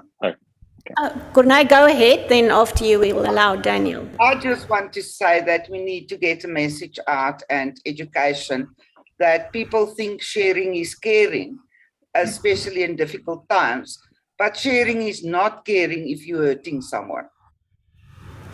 Good, well said, Cornay. Daniel, a few closing words from your side. Just adding what Cornay said, yes, education is very important. One thing that we didn't touch on, and I'll do it very quickly so you're within your time frame, is security, is making sure that you are controlling your social media accounts. We had a situation recently, and I think I'd like to leave the people with this, is a social media account of a company was hacked. And what the hackers did is they uploaded pornographic content to the Facebook page. What happened was Facebook then took it down because it breached their policies. So what happened there was a hack, and then Facebook actually took it down.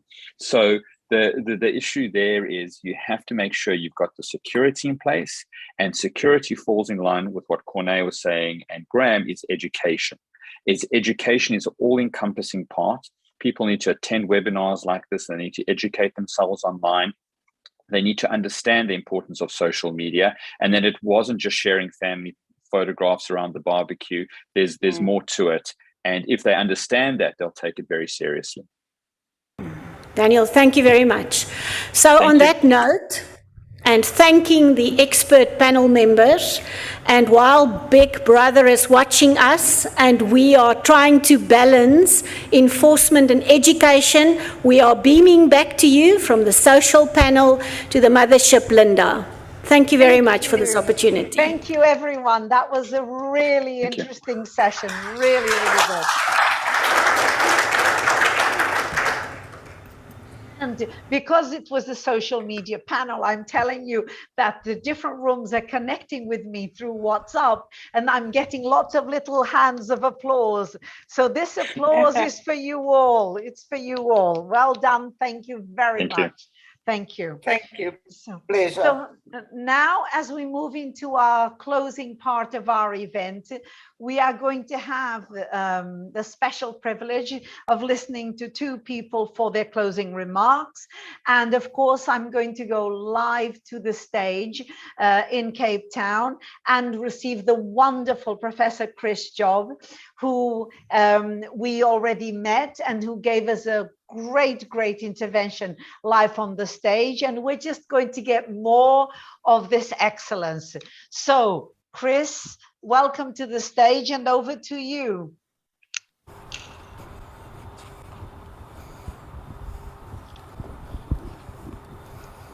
Have we lost Chris? Is Chris in the room? I am unlosable. Yes, looking good, looking good. Thank you, Linda. Thank you for the welcome and introduction again. And thank you, the organizers, very much for the privilege of allowing me to have the opportunity to make a few closing remarks. And a happy task, I might add, but a difficult one, because this has been a truly wonderful conference. It has primarily been looking at still growing respect for IP in Africa, but it's reached a very wide scope. It has great depth and breadth in terms of subject matter. It is of interest to, obviously, Africans, but these are problems and issues that are relevant globally speaking. The organizers really must be congratulated for conceiving, planning, and executing this much needed forum. Many current, topical, and relevant hot issues have been addressed with particular reference to Africa, but as I've said, of global significance. The prime purpose of what we've set out to achieve is to enhance and create awareness. This is something that comes through in all the discussions that we've been having, awareness of IP, to recognize what it is, to identify it, then to understand its nature and its value and the difficulties and importance of enforcing these rights. And we've had 6 wonderful sessions. They've kind of led into a crescendo almost this afternoon, which has been very exciting. But it started with a discussion, or what was called the big debate, and it examined enforcement issues, IP, in the African context. We had the speakers from Ghana, from Kenya, from Aripo, based in Harare, and South Africa. And it was a very good opening session to set the scene, to highlight shortfalls and progress. It emphasized regional in dealing with these matters. I was one of a panel that had to grasp an unpleasant or certainly emotive nettle on the subject of the pharmaceutical rights versus the terribly important right to public health, both in terms of the South African Constitution and the TRIPS and other agreements. And I think that was worthwhile. I think it highlighted that it is quite a complicated situation, and certainly our knowledge levels as to precisely what is going on in detail behind the scenes at the moment to try and negotiate for African countries right to vaccine in Africa from the European Union. It's a complicated and not very clear situation. The third session, on the first one on Wednesday, dealt with Africa in comparison. It again examined the enforcement of IP in Africa, and particularly factors that exacerbate and cause difficulties in anti-counterfeiting efforts. But also looked at furthermore at positive developments and training that has been done. We then, the first step into the digital space, which clearly is the current and most critical area where difficulties arise in terms of respect for IP, was looking at supply chain problems and counterfeiting and how destructive the introduction and the presence of counterfeit goods in the supply chain it is destructive to that chain. And it emphasized to some extent the use of appropriate technology to counter the threats arising from counterfeit goods and their passage through the supply chain.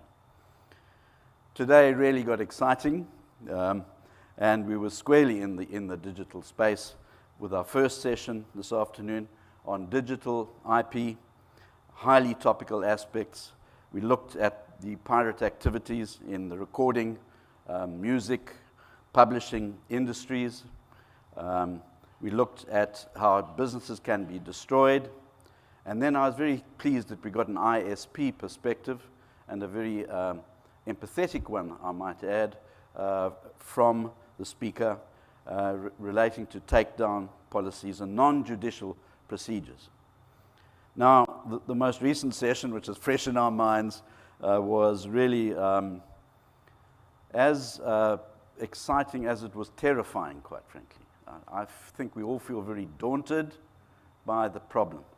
And let's be honest, 90% of the conflict has been about the problem, the massive extent of infringements that are taking place across all media, and how there's been a shift from the counter activities to counter piracy and counterfeit goods from the physical to the online and digital space.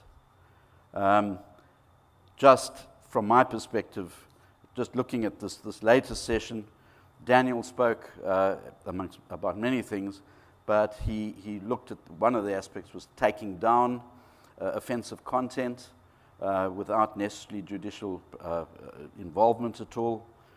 Graham emphasized the massive level of infringement online. Cornet appropriately spoke about the new pandemic, namely sharing in an unauthorized way of IP content. Daniel and Graham both stressed education initiatives that need to be taken, and that it's not sufficient to, we have to move into the digital space in terms of our training. So what are the takeaways and what are the to-dos arising from this conference? Well, there are many of them. Obviously, there must be every effort made to continue to spread knowledge, and this is across the board. Youth has been emphasized, but certainly in the public space and in the space of the audience here present today, the enforcement authorities, and the training emphasis should obviously be now in the online space. And that is going to require an understanding of technologies and how to do and how to understand and access and deal with these problems.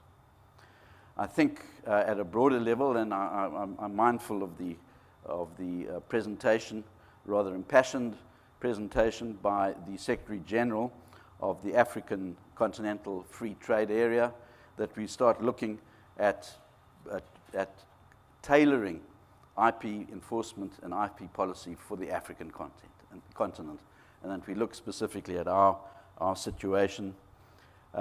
It comes through very strongly that in attempting to do all these things and enforcement, There's got to be a very strong partnership between the public and private sectors in training and doing the things that are necessary.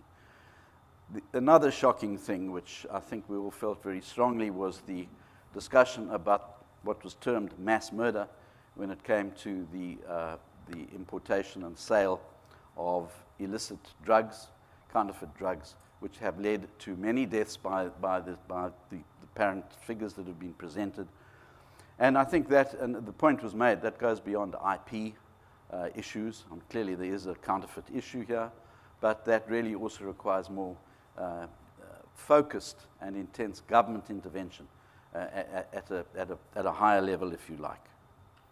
So that has been what we've been discussing. As I say, the breadth is enormously wide and deep.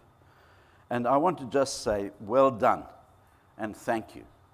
I want to thank our organizers, particularly here in Cape Town. I want to thank Amanda Lotteringen, who, as you know, Senior Manager, Counterfeit and IP Enforcement at CIPC.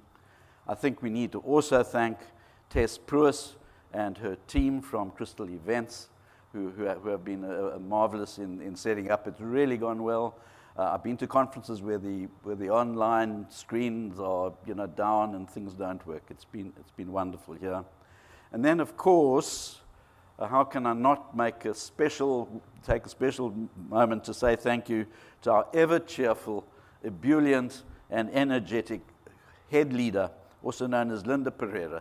I still don't quite know where you are, Linda. I suspect it's Portugal, but it might be somewhere else entirely. Thank you for leading and steering this discussion with your cheerful way. And yes, you can blush now. That's perfectly acceptable. But we'll have a round of applause in a minute. I just need to then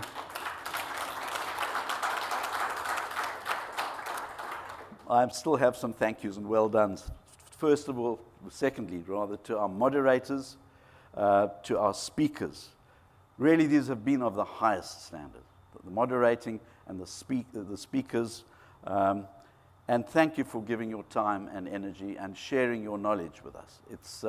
It's really been a truly high class. I'm very, very proud of the contribution that you have made. And then, last but certainly not least, you present here in Cape Town and those present online, thank you for participating. Thank you for your active interest. I can see when one stands here, it's like doing lecturing in the education space, that you have been alert, you've participated, you've been interested, you've even taken some notes. You might even have passed the exam that was set for you in the workshop. I hope you all get through.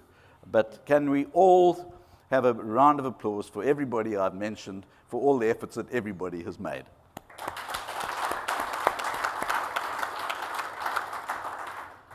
On that uplifting note, my parting words are that the problem, the online digital space problem, is so massive, and it is far surpassed the problem that we had with physical goods and the traditional manner of going to seize them on the street corner or the warehouse or whatever. And really, this is going to require some very, very focused effort at all levels, government, private sector, to get to grips with that. It's now, the final word is, I'm happy to say, and would now like to hand over to the Executive Manager, Innovation and Creativity at CIPC, Namonde Maimela, and I ask her if she would kindly make some closing remarks. Namonde, nice to see you online and introduce you, but over to you. Thank you. Thank you so much. Am I audible? Yes, you are, Namonde. Yes, you are. Thank you. Thank you so much, Chris, for that introduction. You've already thanked all the delegates, but let me close it off by wishing I wish to thank all the delegates that were physically in the room there. I see it looks like you had more fun than us who are on virtual for the last 3 days. We appreciate your time. Your dedication warms my heart and gives me assurance that we have a team of officials to protect our South African borders and abroad, and also to protect the domestic market from counterfeit goods. Thank you too to those who joined online like me. Well, I was told that this physical conference enabled a vibrant networking platform. I trust contacts and relationships created here will be of much use as you depart to your different workstations to continue this important critical work that you are all doing. Collaboration can only contribute to ensuring that enforcement of IP rights are effective, not only here at home in South Africa, but also outside our borders, and especially in our continent. Your deliberations, questions, and responses, I hope they added to the positive outcomes, and I thank you for that. Now, CIPC takes its responsibility of promoting respect for IP, training, and capacity building very seriously. You know, I was listening here as it was emphasized that education. We take that seriously. We intend to build on the past 3 days and welcome all the requests for further training.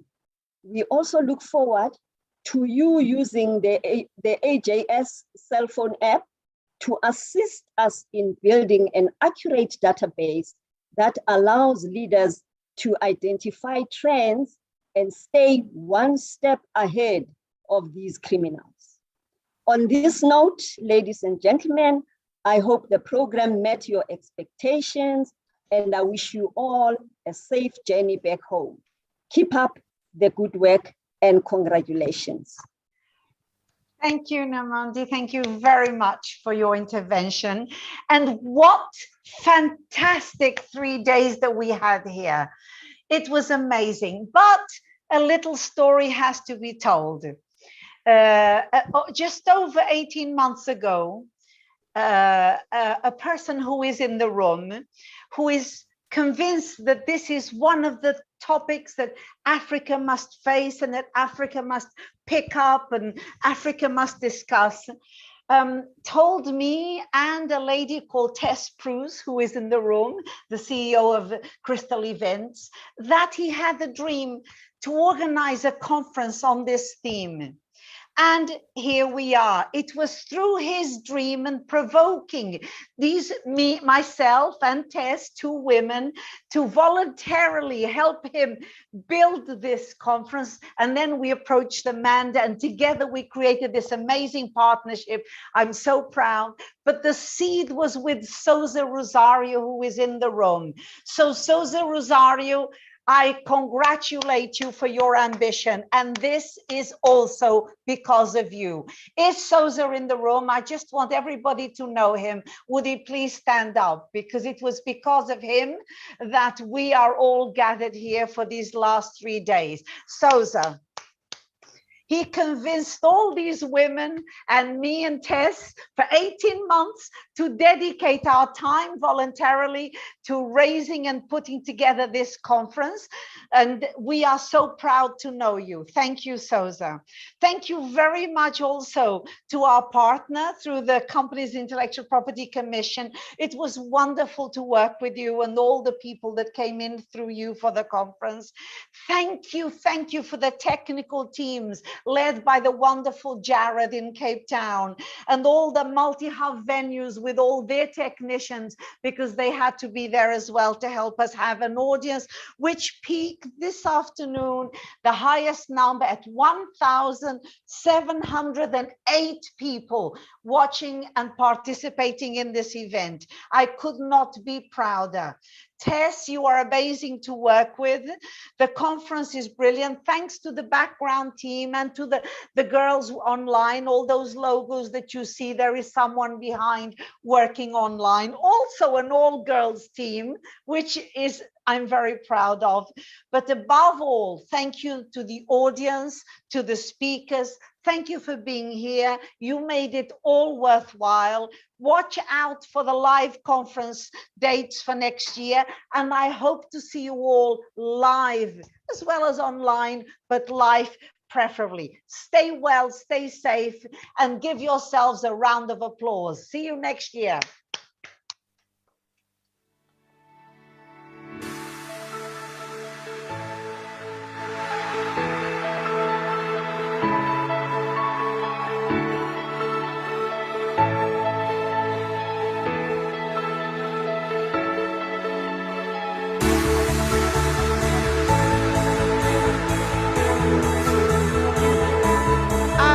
Guys, thank you very much again. I think you've been